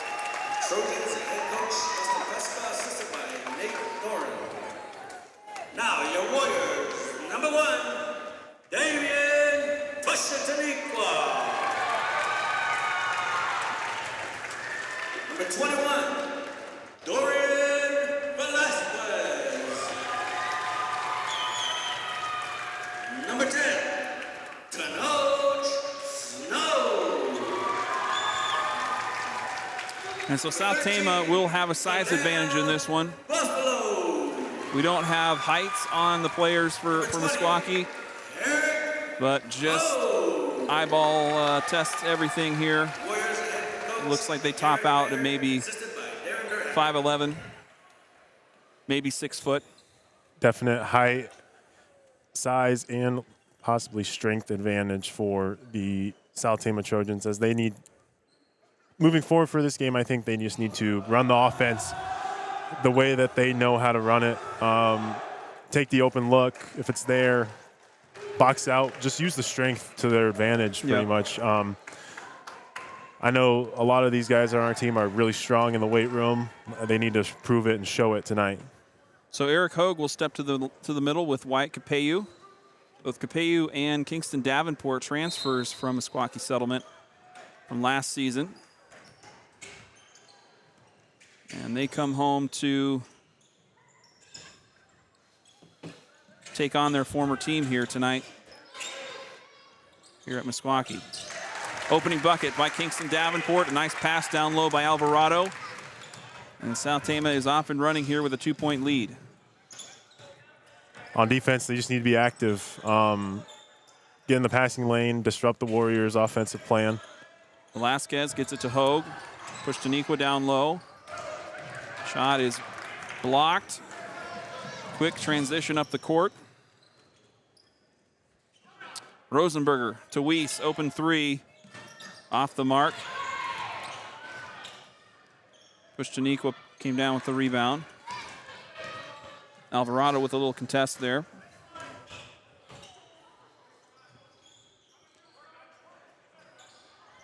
Velasquez to Hogue. Pick pass by Alvarado, 2-on-1. Alvarado tried the no-look pass, and Snow came away with the loose ball, as it was just not in the cards there. Baseline, pass to Hogue. Rebound by Davenport. Fast break here for South Tama. Daniel Weiss to Kingston Davenport. Davenport puts down the shot and will get the bucket and the foul. Right away, the quickness and the strength advantage showing there as Kingston Davenport is just able to slash the lane and get the and one bucket. Davenport at the line for the and one. No good on the free throw. Capello the rebound. He goes up strong for a putback. In and out.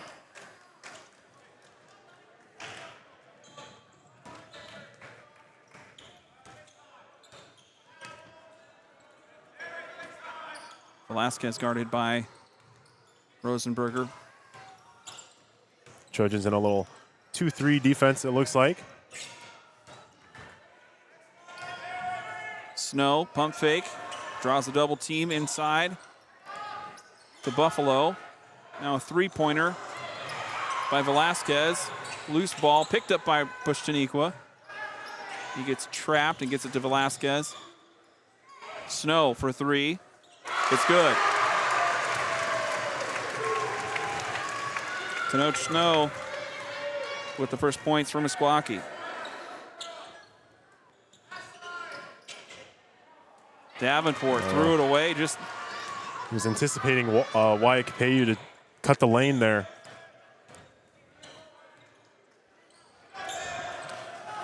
Velasquez guarded by Rosenberger. Velasquez again.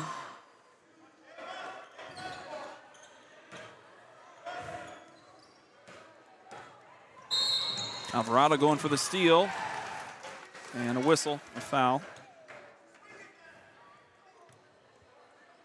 Beyond Alvarado, his first personal. And that's a situation where they're going to have to be cautious. South Tama with a little more depth than they had in the first part of the season as Lucius Bear checks in for Ivan Alvarado. But fouling, foul's still not a thing that the Trojans can really give up, especially at the guard position where there's the fewest depth available.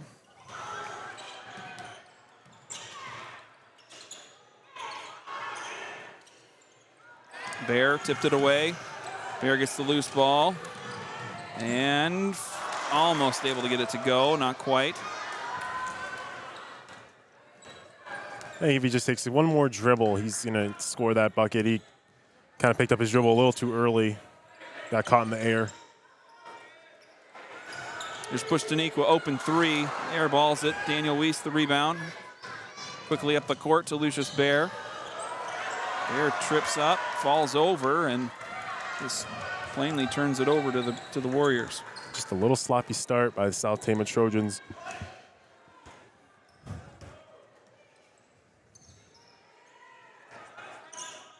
They still just need to settle down, and they need to play their game no matter who they're playing. Trojans have been aggressive on the passing lanes. And I almost don't, I like the turnovers, but I almost don't like them in the fast break.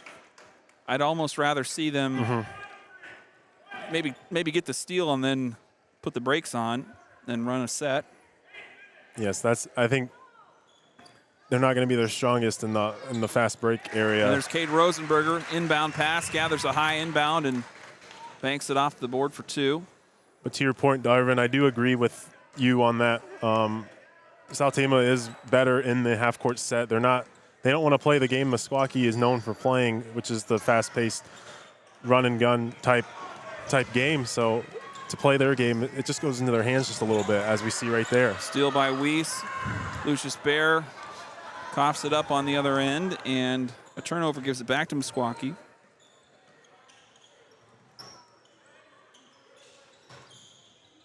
Snow dribbles, passes out. Velasquez rattles one in for two. A long two-pointer there.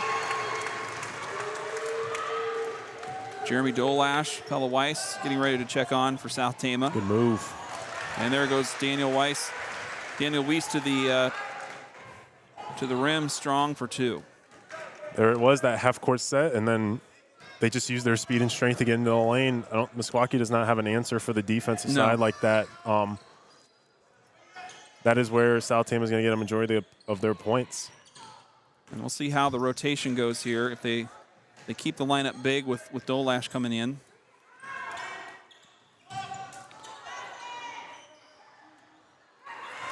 Davenport tipped the passing lane. Fast break to Rosenberger. And Rosenberger finishes at the hoop. Coming off a steal by Kingston Davenport. South Tama now leading by 5.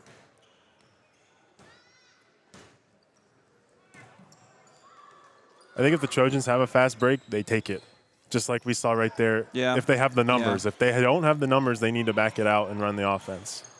Long two by Snow. Rebound by Weiss. Davenport, top of the key, down low to Capeu. Capeu into a triple team. And he'll draw a foul.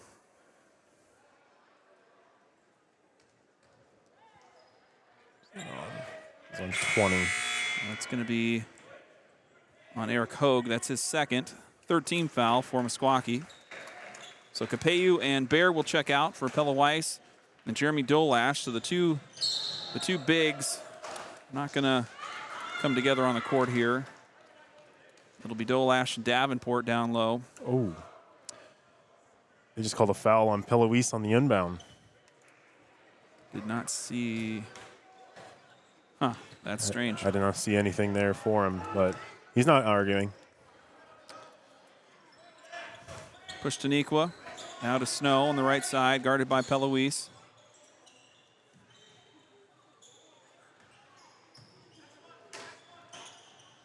Warriors working it around the perimeter.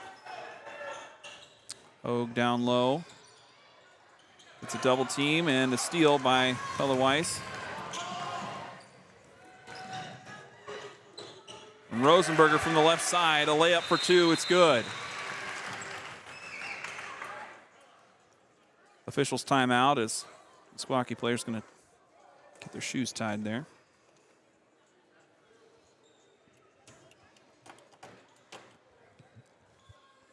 Minute 18 to go here in the first. What's your impression of this game so far here in this first quarter, Keith? Trojans are being active on the defensive end. They've gotten a lot of steals, a lot of tip passes, forcing a lot of Meskwaki turnovers, but I just would like to see them run the offense a little bit more as they get ready for a bigger game tomorrow. So I really like what I'm seeing from them, though. They're hustling. Yeah. Another nice hustle play there by Cade Rosenberger.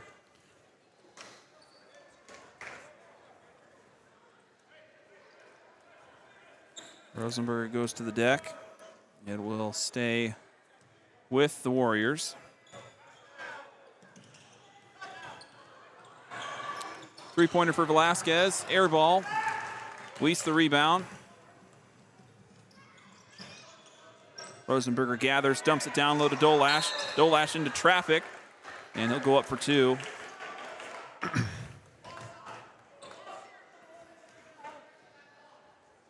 That's exactly what I wanted to see from the post play of Jeremy Dolash. We're used to seeing him get the ball on the post and look to pass first, but that time I think he knows he has the size advantage and went up with the shot. Into a double team, but he gets the foul out of it anyway. And Damian Benner also on for South Tama, and so Trojans with a little bit more size underneath. But if they can't get the ball down low, if the turnovers happen in the midcourt, that's really going to negate any of the size. Dolash makes the second.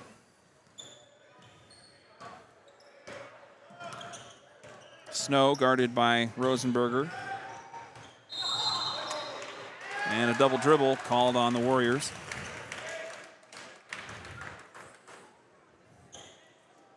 .37 seconds to go in the first. South Tama leading by 8.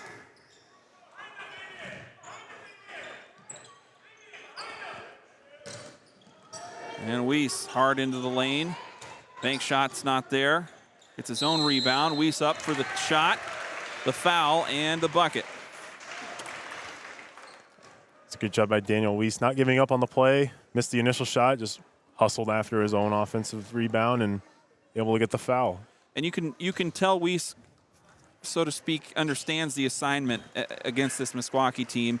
We've seen him several times put it hard on the floor and just charge into the lane, and he's been rewarded most of those times. Yes, and I think he does know that. He's also a really strong kid. He knows how to use his body well. So we need more of our roster to be kind of initiating like that, as we can get into foul trouble, and there's a travel on the Meskwaki end.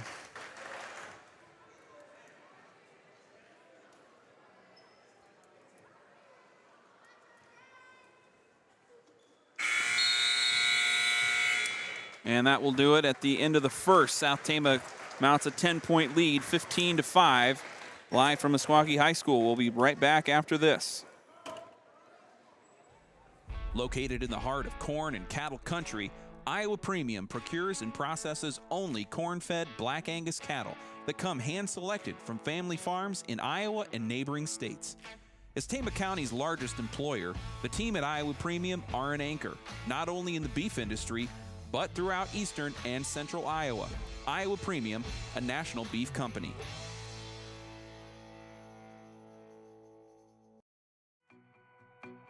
Medicap Pharmacy in Toledo offers free medication packaging and free delivery to surrounding areas.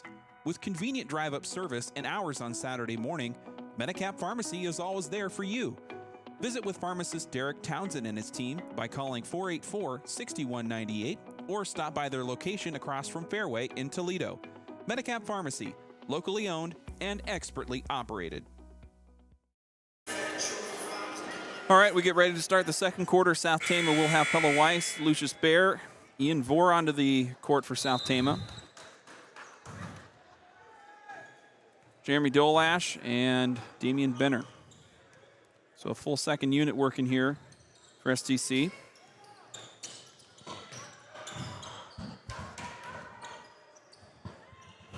Tenoch Snow fires from 3. Pella Weiss the rebound. Weiss up the court. Dolash spinning down low. And he draws the foul again.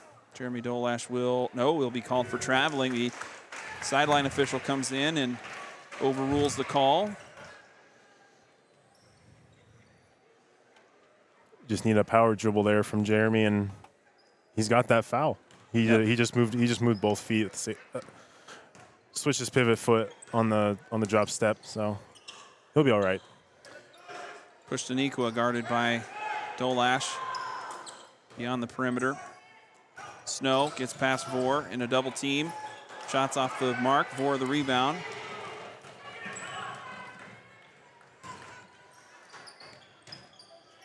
Baer a 3. It's good.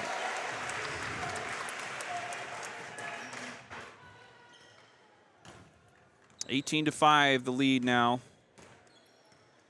for South Tama, as Meskwaki has not found any kind of scoring option. There's Cadell Buffalo, though, banking one in from the right side with a response. Weiss for 3. Get in there. Not quite there. Dolash dives out of bounds. Baer picks it up. Now Benner down low. And buckets it for 2. Damian Benner as well, using his size and strength to his advantage. Benner had a nice, I think, 6-point game against Williamsburg, if I remember correctly. And in limited action, did a nice job of working down low against an oversized opponent. Velasquez guarded by Bear. Hands it off to Snow. 5 seconds on the shot clock. Pushtanikwa had to trek back to get it. And the shot clock violation. Jonathan Ebersol and Ivan Alvarado come back in for Weiss and Dolash.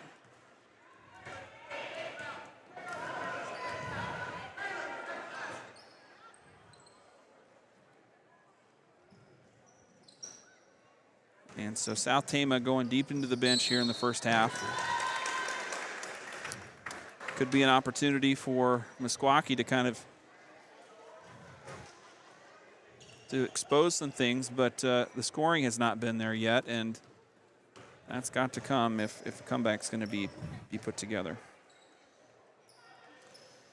Velasquez guarded by Bear to Buffalo. That's almost a steal by Alvarado. Goes out of bounds.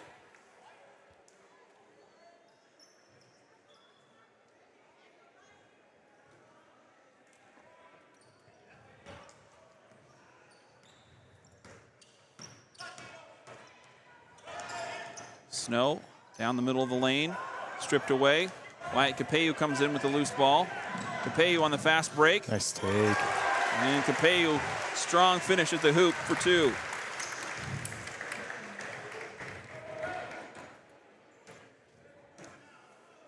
(22-7). As Caden Tim checking in for the Trojans. Another pass stripped away. Fast break for Capello. Not going to be able to finish at the hoop after some contact, but he will go to the line.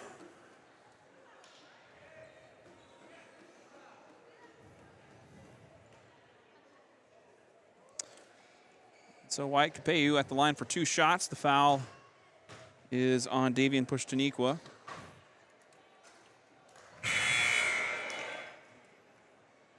Caden Tim will check in for Ian Vore.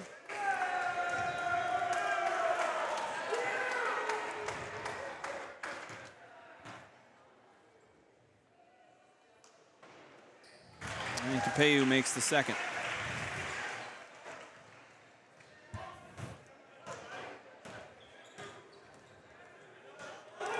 Steal by Alvarado. Alvarado, finger roll at the hoop, it's good.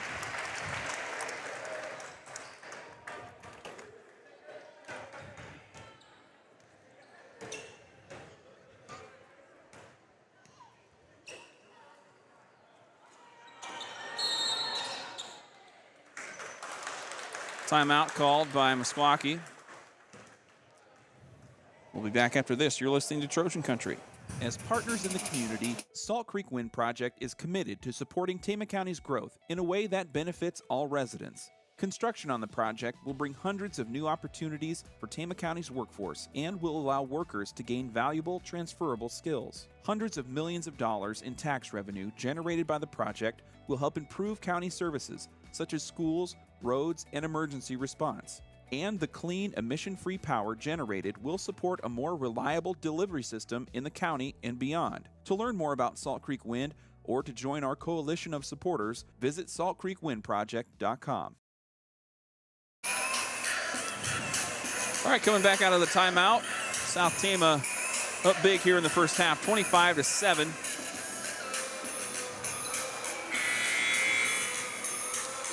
As we've seen a full, nearly the entire bench coming off onto the court here in the first half. As South Tama has kind of established themselves. Can't really say that we've had a player that's really broken out. Maybe Daniel Weiss, but he's on the bench and might be on the shelf for a good bit of the rest of the game. And so kind of an all-around. There's a three-pointer by Tanoke Snow. But a inbound pass goes off the backboard and out of bounds. Can't be having that now. That was Tanoke Snow's second 3 of the game, so I think he is the primary shooter for for Meskwaki. Snow fires again. Ebersol the rebound.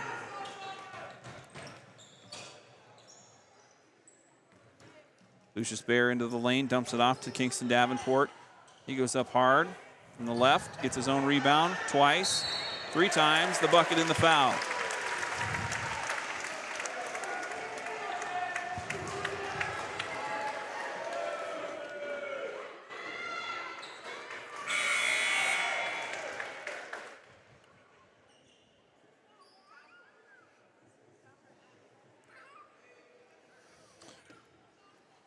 Eric Hogue on for Davian Pushtaniqua. Meskwaki has 2 players now with 3 fouls in the first half. And the rebound contested by Caden Tim. I believe it's going to be a foul called against Tim. Just the 13th foul for South Tama. Onto the court comes Daniel Weiss and Curtis Kiana.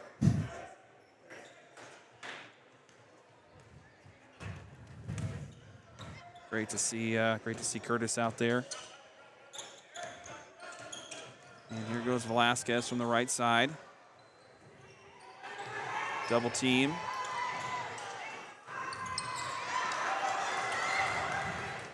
Steal at the half court. And the finish by Alvarado for 2.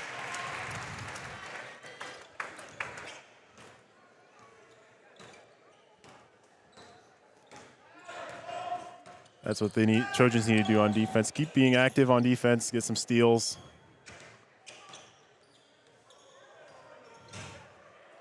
Hogue having trouble moving it.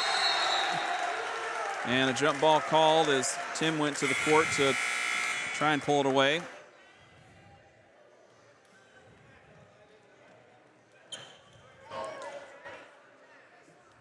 Pella Weiss, Cade Rosenberger, and Caden Tim will stay on. So that's 2 substitutions for the Trojans. Here's Weiss for 3. Hasn't gotten one yet tonight. Daniel Weiss the rebound. He'll try and thunder into the lane, and it gets tipped out of bounds.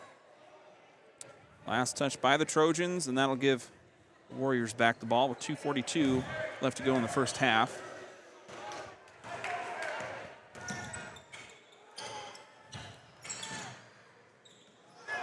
Velasquez thought he had Snow in the backcourt there, and it almost went out of bounds. Snow tracked it down, dribbles in from the right elbow, and it's good. Tanoke Snow, another jumper. Rosenberger down low. Layups off the mark. And he ties up with Buffalo underneath. Jump ball. Stays with South Tama. Or excuse me, stays with the Warriors.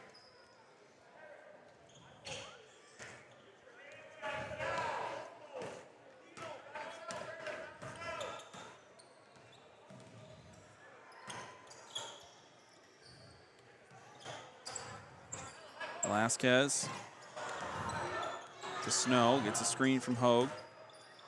Buffalo can't come up with the pass. Weiss picks it up, running hard down the court. And a foul is called.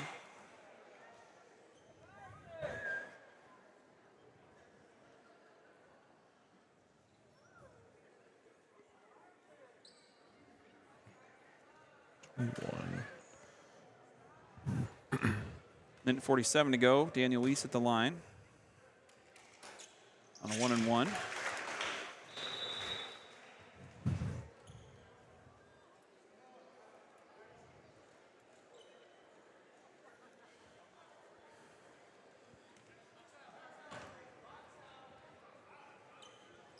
Second one for Weiss is good.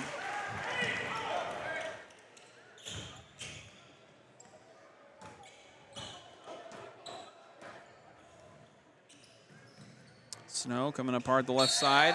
Ball gets stripped away by Caden Tim, and it'll be out of bounds. Last touch by Tim.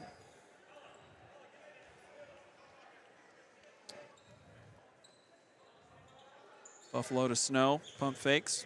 Dribbles outside. It's a double team.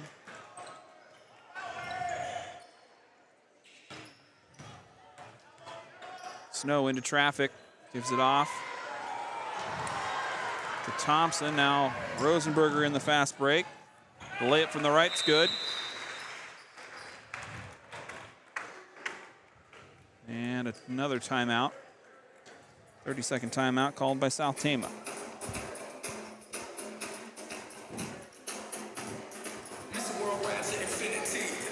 Reminder, we'll be next live from the Roundhouse on Friday. It'll be South Tama girls hosting Benton Community. Can't make it out on Friday, tune in. The Trojans will be in action tomorrow. We'll not have that one live on Trojan Country. It's going to be girls on the road to Clear Creek Amana. Boys will host at home. So good luck to the Trojans as they compete against the Clippers tomorrow. Wrestling off the schedule until Saturday. The Trojans head to East Marshall for the East Marshall duels. This is coming Saturday. They're not in action on Thursday, so they'll have a little bit of time to rest up. Weiss picks the pocket of Tanoke Snow and comes away with a fast break for two.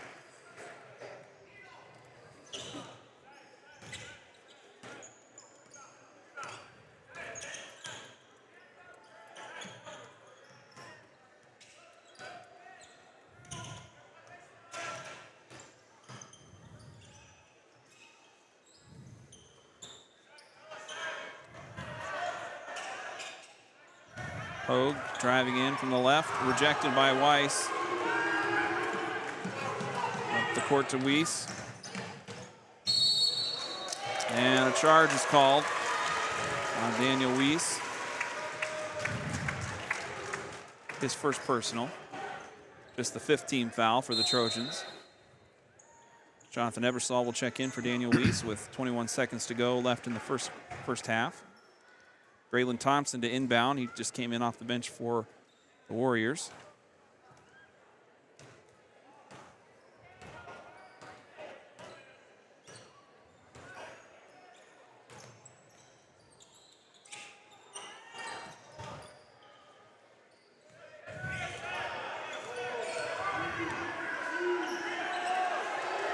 Last second three-pointer by Snow off the mark.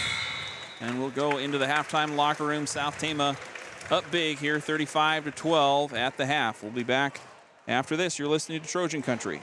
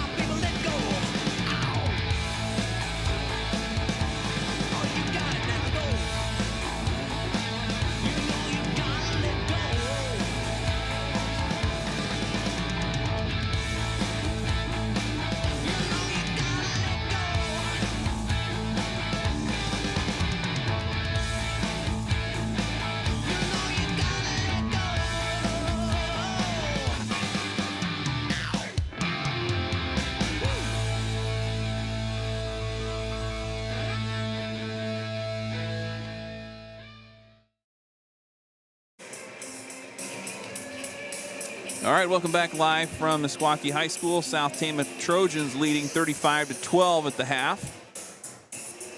I'd like to recap some wrestling action from the weekend. South Tama was over in Ankeny for the Bob Sharp Invitational. Both the boys and girls competed there. South Tama boys finished 7th in team scoring. I'm just going to run down the results for you down their roster. They had finishes as high as 2nd place. At 106, they had Cale Graff place 6th. In his 5th place match, he lost to Carson Cooper of Indianola by fall. At 120, Eli Brannon placed 5th. And in his 5th place match, he defeated Ben Walsh of Bishop Heelan Catholic. Brannon had a, let's see if I can find it here. It wasn't Brannon, it was one of the other Trojans. So Brannon 5th at 126. Amari Chavez was the runner-up, losing his championship bout against Ryan Young of Indianola. A close one there, 5-4. So just the 3rd loss of Chavez this season. He otherwise got a decision win, a 7-0 win over Sam Horniak of Waverly Shellrock. At 132, Mikhail Baer placed 3rd. In his 3rd place match, he got a decision win over Jackson Knetz of Bishop Heelan Catholic, 11-7 the final there. At 138, Drayton White placed 6th. He was injured, I believe. Let's see here. He had a medical forfeit over an opponent on round 3, and then was injured in the final round, and took the loss to Austin Pelster of Heelan. Jacob Youngbear at 145 placed 7th in his last bout of the day. Won by decision over Eddie Fulton of Des Moines Roosevelt, 10-5. At 152, Cyrus Mathis made it into the semifinals, but ended up placing 5th. Won over Dominic Tigner of Norwalk, 5-2 in his final bout of the day.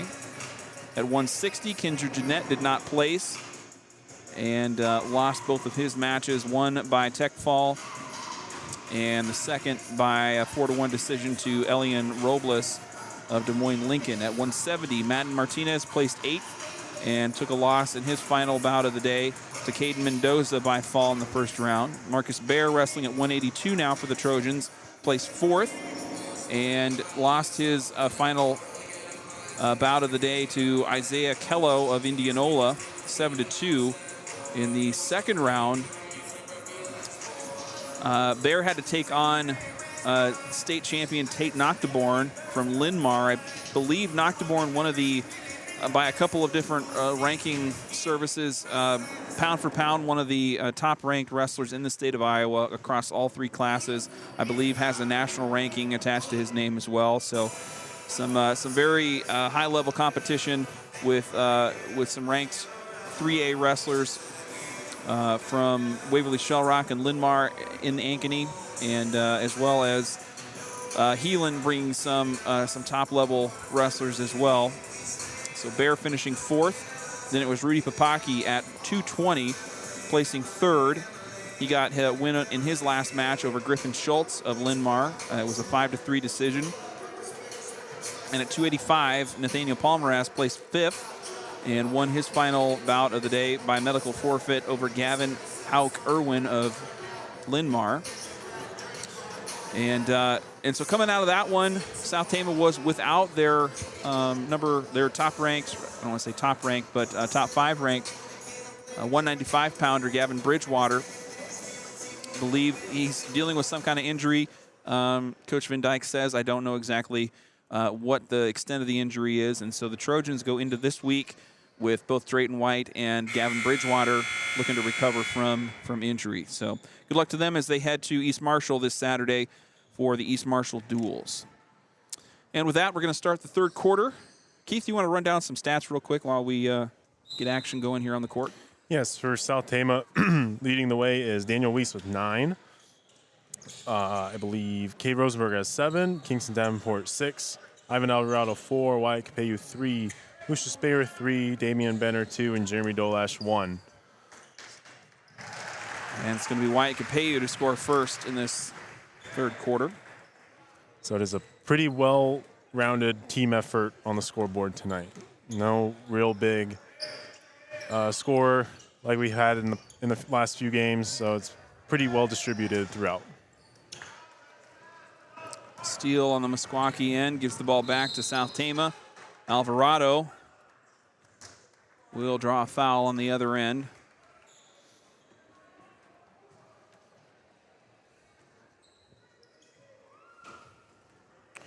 It's going to be against Dorian Velasquez. Inbound pass to Davenport, and he finishes up on the right side for 2. So starters back into the game here to start the third for South Tama. And they lead 39-12.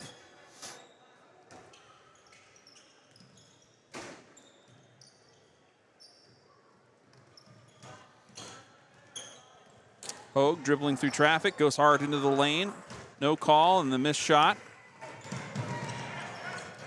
Capeyu from the right side. Dishes over to Weiss, who gets it down low to Davenport, and Davenport another bucket from down low.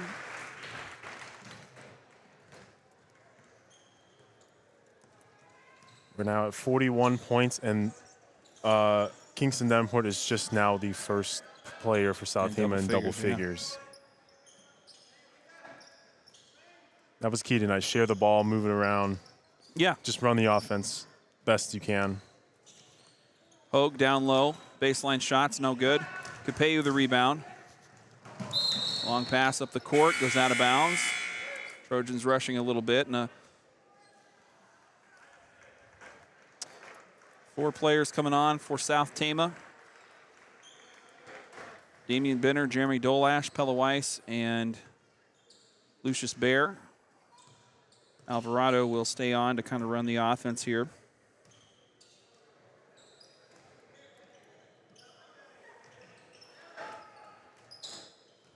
Hogue from the right side. Dribbles around the perimeter, goes out of bounds. Last touch by Baer, so it'll stay with Meskwaki.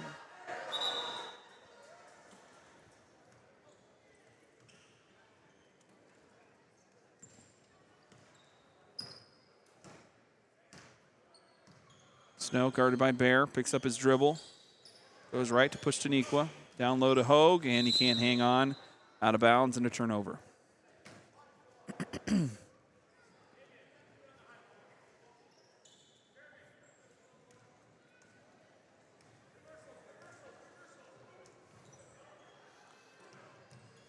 Baer from the perimeter. Alvarado top of the key.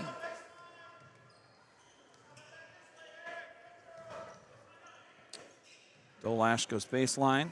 Out to Alvarado. Three-pointer off the front of the rim. Velasquez the rebound.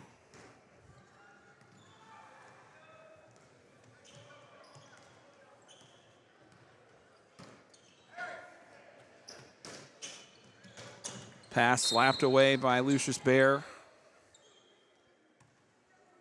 Goes out of bounds. Stays with Meskwaki.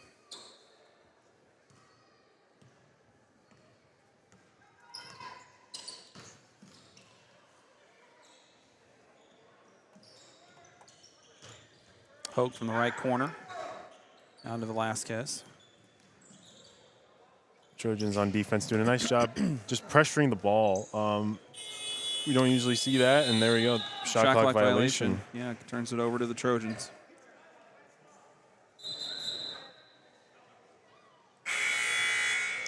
Caden Tim checking in for South Tama for Ivan Alvarado.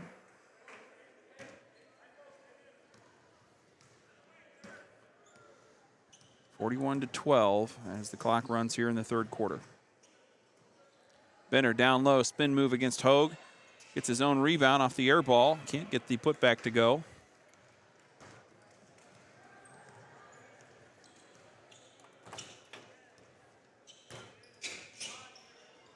Starting to see South Tama just run the offense a little bit with a bigger lead now. Pass to Velasquez. Almost goes to the backcourt. Saved by Velasquez. Pushaniqua from the baseline. Spins around. Air ball shot. Dolash quickly up the court to Bear. Bear in the lane, draws the foul and the bucket.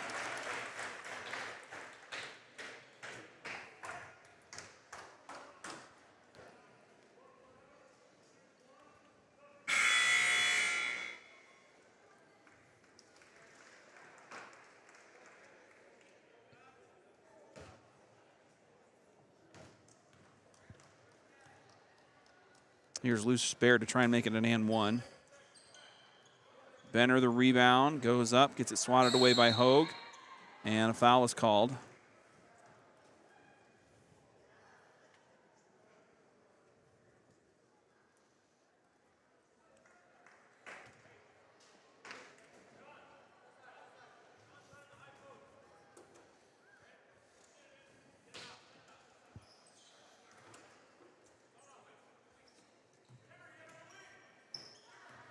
Tim from the elbow, out to Weiss.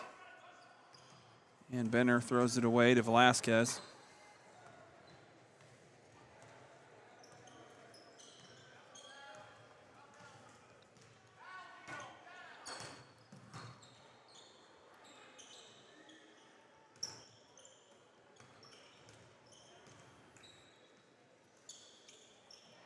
Snow for three, air ball, and it goes out of bounds.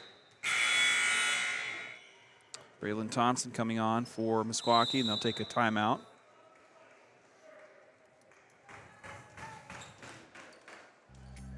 Sharn Weber's in Toledo serves central and northeast Iowa with the latest in heating and cooling systems, water softeners, plumbing and electrical installation, as well as expert service and repair. As a family-owned hallmark business from the South Tama community, Sharn Weber's is proud to support Trojan spirit on the field, on the stage, on the court, or in the classroom. When the job needs done, call Sharn Weber's at 800-542-7980. Coming out of the timeout, South Tama will have Pella Weiss, Lucius Bear, Damian Benner, Caden Tim, and John Ebersol on the court. They lead 43-12, up big here against Meskwaki.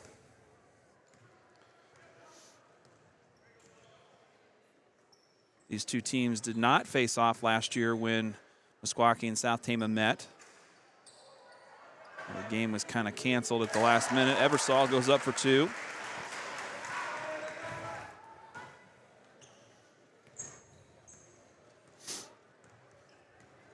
And so this is the first time they're seeing each other, but a very different look team for the Warriors this season. As the roster almost entirely freshmen, or a big group of freshmen making up the bulk of this group.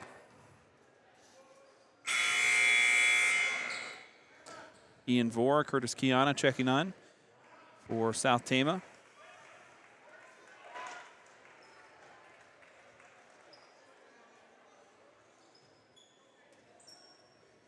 Inbound pass to Snow, and he puts one through for 14.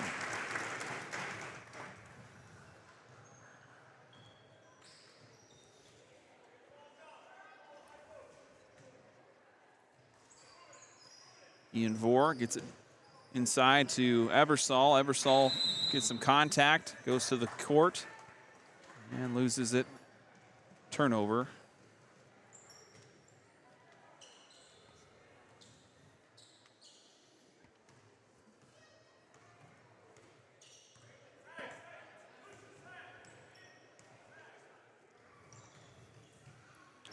Pushaniqua guarded by Bear. It was left to Buffalo, but he's going to be called for traveling.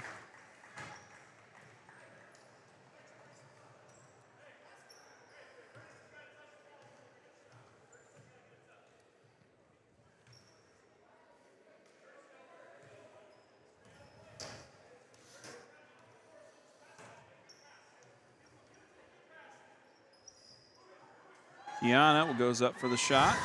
Off the mark there.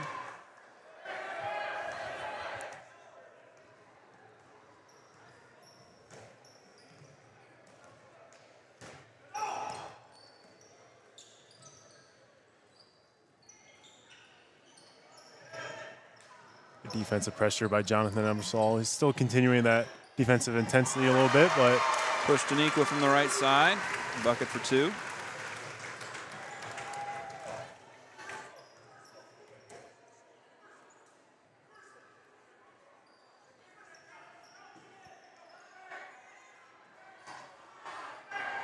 Kiana's shot from the right, not there, and Meskwaki comes down with the rebound. Snow this time from the left.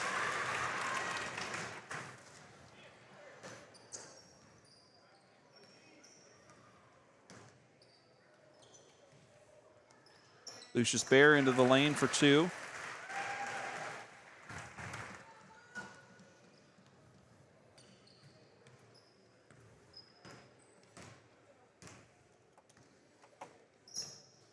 Under a minute to go here in the third quarter. South Tama maintaining a big lead, 47-18. Lucius Bear on the fast break.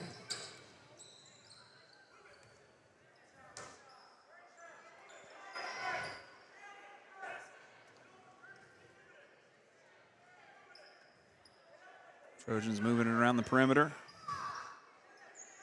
Kiana from the left. Out of bounds. Back to Meskwaki.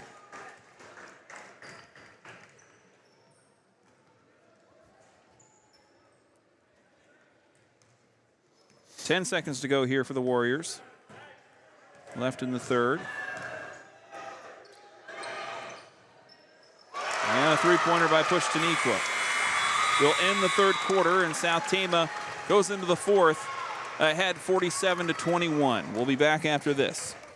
As partners in the community, Salt Creek Wind Project is committed to supporting Tama County's growth in a way that benefits all residents. Construction on the project will bring hundreds of new opportunities for Tama County's workforce and will allow workers to gain valuable, transferable skills. Hundreds of millions of dollars in tax revenue generated by the project will help improve county services such as schools, roads, and emergency response. And the clean, emission-free power generated will support a more reliable delivery system in the county and beyond. To learn more about Salt Creek Wind or to join our coalition of supporters, visit saltcreekwindproject.com. S&S Car Wash provides both automatic and hand wash services as well as detailing for your vehicle. S&S Car Wash, your local car wash destination with convenient locations in Toledo and Tama. Thanks to all of our sponsors that have been with us this winter season. They include Cruzy Phillips Funeral Home, Salt Creek Wind, State Bank of Toledo, Sharn Weber's, Mark West Law, S&S Car Wash, Medicap Pharmacy, Iowa Premium, Mercy Care Tama, and the Tama Pump. All right, to start the fourth quarter, the Trojans on the court with Ian Vore, Caden Tim, Jeremy Dolash, Jonathan Ebersol, and Lucius Bear. The Warriors still with their starting 5, although a very short bench they're working with tonight. Inbound pass to Eric Hogue. He goes up, draws a foul.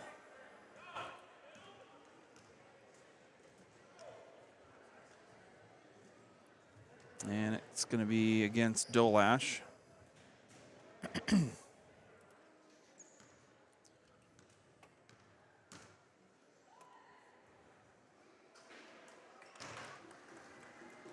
Hogue misses on the first.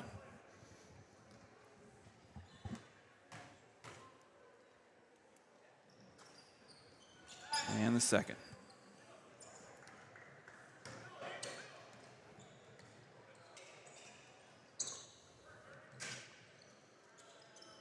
Dolash trying to go down low to Ebersol. Vore picks up the loose ball. Now Vore from 3. Not there. Hogue the rebound. And he loses the handle at the baseline.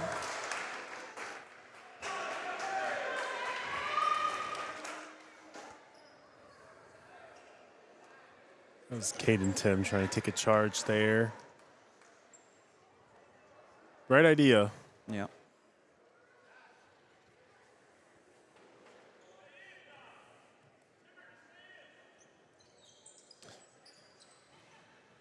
You have Tim for 4 fouls there? I do. All right, so Caden Tim with 4 fouls.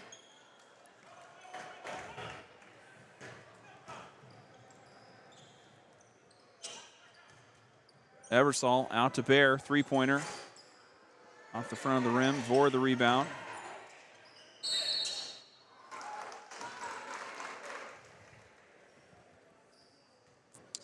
And another foul called.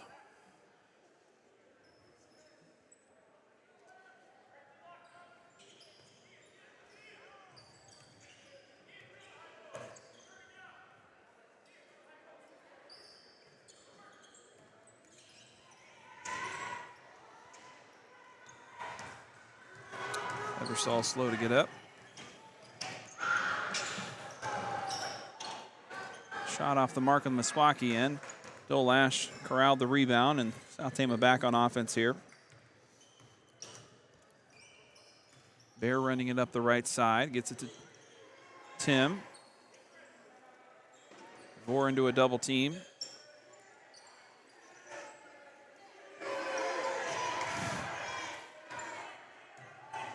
And it'll be Bear to shoot again. This one's off the mark. Pushtanikwa on a fast break, can't finish at the rim. And it goes out of bounds. It'll stay with the Warriors.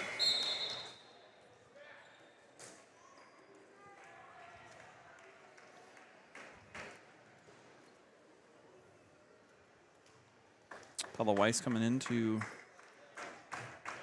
spell Caden Tim. Damian Benner also on for the Trojans.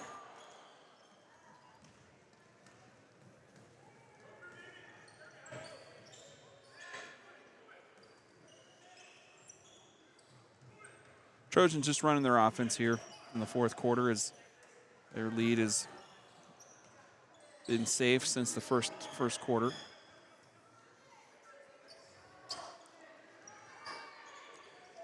And a 3-pointer by Pella Weiss. His first of the night.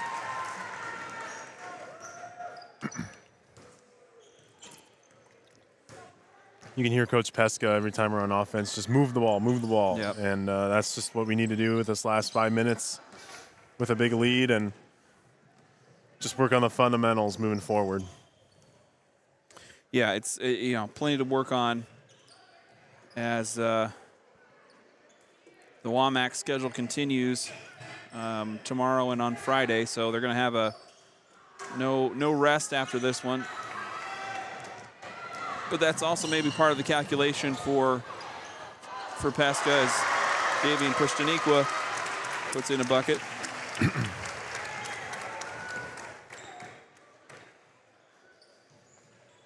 Is, just trying to spread around the minutes and keep everybody fresh for tomorrow and Friday.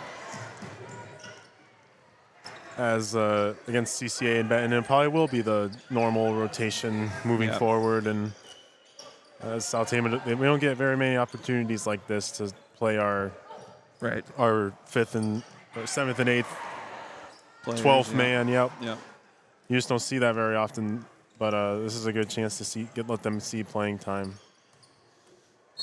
Bill Lash up into traffic, draws a foul.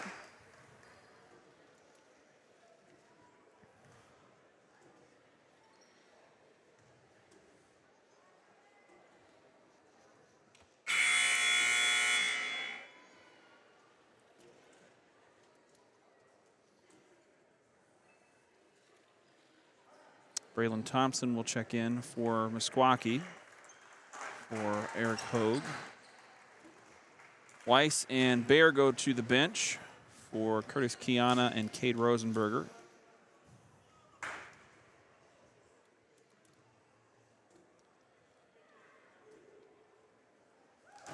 Bill Lash at the line.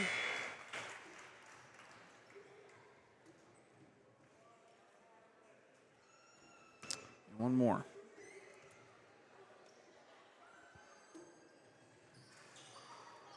Second one's off the mark.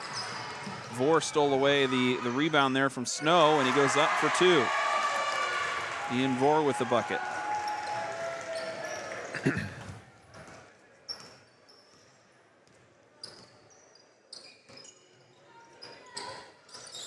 Velasquez from the baseline. For the rebound.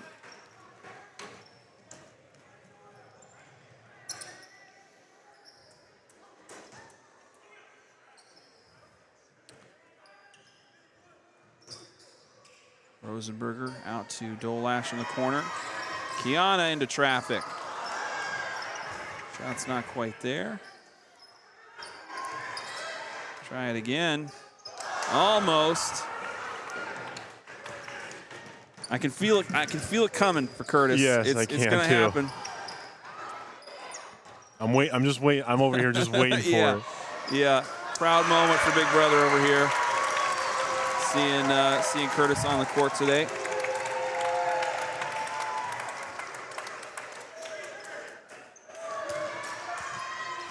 And there it is. There it is. Kiana for 2 from the right side with emphasis. And South Tama is going to take a, well, Just a sub timeout, I guess. a sub timeout, Yep. yep.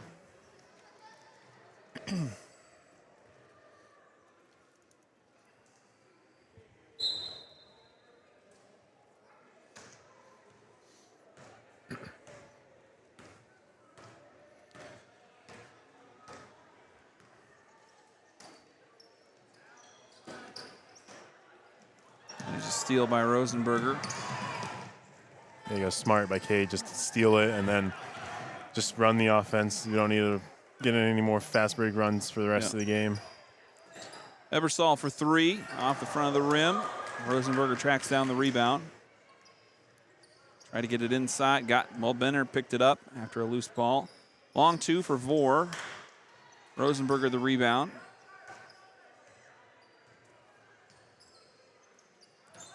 Ebersol from 3. Thompson the rebound.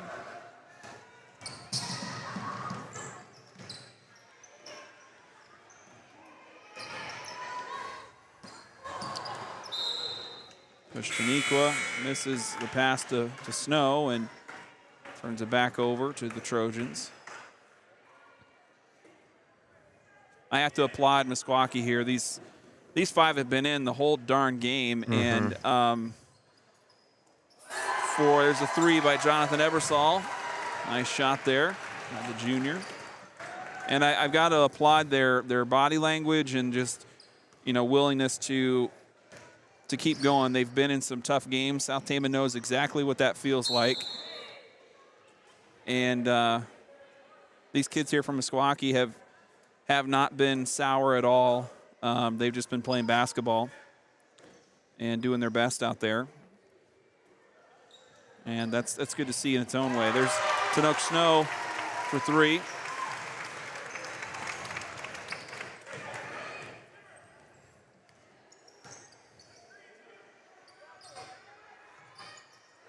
And Curtis Kiana making it 4 on the night. Minute to go here in the 4th. South Tama will come away with the win. They lead 60-29.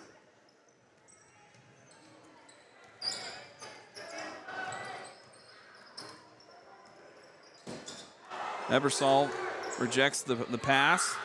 Buffalo the shot. Loose ball scramble. Buffalo pulls up. Rosenberger comes away with it. 38 seconds.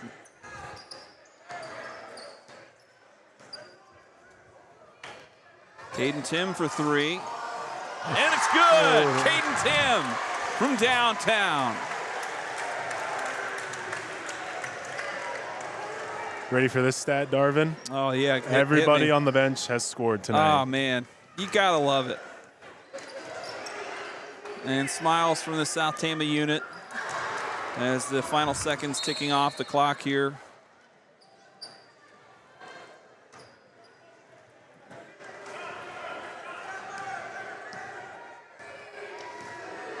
And Ebersol will hold it. Final score, 63-29. South Tama goes on for their second win of the year. We're going to quickly tally up some stats. We'll be right back with a quick wrap-up. We'll be right back after this. You're listening to Trojan Country. Marquest Law Office in Toledo is a proud Trojan Country sponsor and supporter of STC activities. Attorney Mike Marquest and the staff at Marquest Law Office are here to help during life's most challenging moments. The attorneys at Marquest Law specialize in a variety of areas, including family law, criminal defense, real estate, and civil litigation. With a growing staff of legal professionals, there's a good chance Marquest Law can handle your case. Marquest Law. We care, we listen, we can help. Call 641-484-1001 or visit tamalaw.com for more. All right, South Tama coming away with their second win of the season this year. 63-29 is the final score. Keith, what do you have for us for some stats? Well, we got a lot of stats to go through on the point-wise tonight, so here we go. Our leading scorer tonight was Kingston Davenport with 10 points. Daniel Weiss had 9. Lucius Baer and Cade Rosenberger each had 7. Jonathan Ebersol had 5, and Ivan Alvarado had 4. Pella Reese with 3. Caden Tim with 3. Curtis Kiana with 4. Ian Vore, Damian Benner, and Jeremy Dolash each finished with 2 each. And for the Meskwaki Warriors, they finished with Tenech Snow with 15. Davian Pushin Tadiqua with 7. Cadell Buffalo and Dorian Velasquez each with 2. And so South Tama will head back into the WAMAC, back into the fray. Tomorrow it'll be the Trojans at home against Clear Creek Amana. And then on Friday against Benton Community. I don't know that I would go so far to say that those would be winnable games for South Tama. However, the WAMAC West has had a down first half of the season. I'm trying to get their box, the standings up here. So Williamsburg right now. So CPU must have just gotten a win. CPU and Williamsburg, the only teams with winning records in the WAMAC West. Williamsburg at 8-3, looking very tough. They could contend for a state trip if they get all their ducks in a row. Center Point Urbana sitting at 7-6, and then you've got Benton and Benton Shellsburg at 2-9 overall. Clear Creek Amana 1-8. South Tama now 2-10, and so Clear Creek Amana, in a rare year that they've been kind of at the bottom of things on the WAMAC West, might be an opportunity if South Tama's going to have to put a lot more together than what we saw tonight. I think things could be competitive if everybody is at their best against a team like CCA, but that will be left to be seen. So, any final thoughts for the Trojans as they head back into their schedule in the next week or two? I think we just needed to get a win under our belt tonight, and just to feel that winning feeling again. It's been since that East Marshall game quite a while ago that we felt that, and now the gauntlet begins again with the WAMAC West, and it is a winnable game. I'm surprised to see CCA down this year. They've been to state last few times this last few seasons, and I know they're usually really tough to play against. So thinking off the top of my head, I think it is a winnable game if they just play tough. Just hang around, hang in it, be active on the defensive side, and they're gonna need their 3-point shooting to be available. We didn't see much of that tonight. Tonight was a whole different type situation. Of game, But the 3-point shooting, I don't know. You were at that Solon game. Did you see much of that happening against Solon? Were their outside shooting kind of available, or was it? It was tough for the boys to get going on the 3-point line. There were a few threes from Peloise, I remember. Given it was against Solon, and Solon, I like to say Solon is Solon, and they will just find a way to find another gear no matter what their team looks like. And I think it was just a different environment since they were at the new Extreme Arena playing Solon. So playing in a not in a familiar professional sport arena, right. than giving a high school gym. So that was a cool experience to see them do. But I think the 3-point shooting against Solon was off a little bit. But that will need to come into effect against CCA as it is possibly a winnable game. Yep, you bet.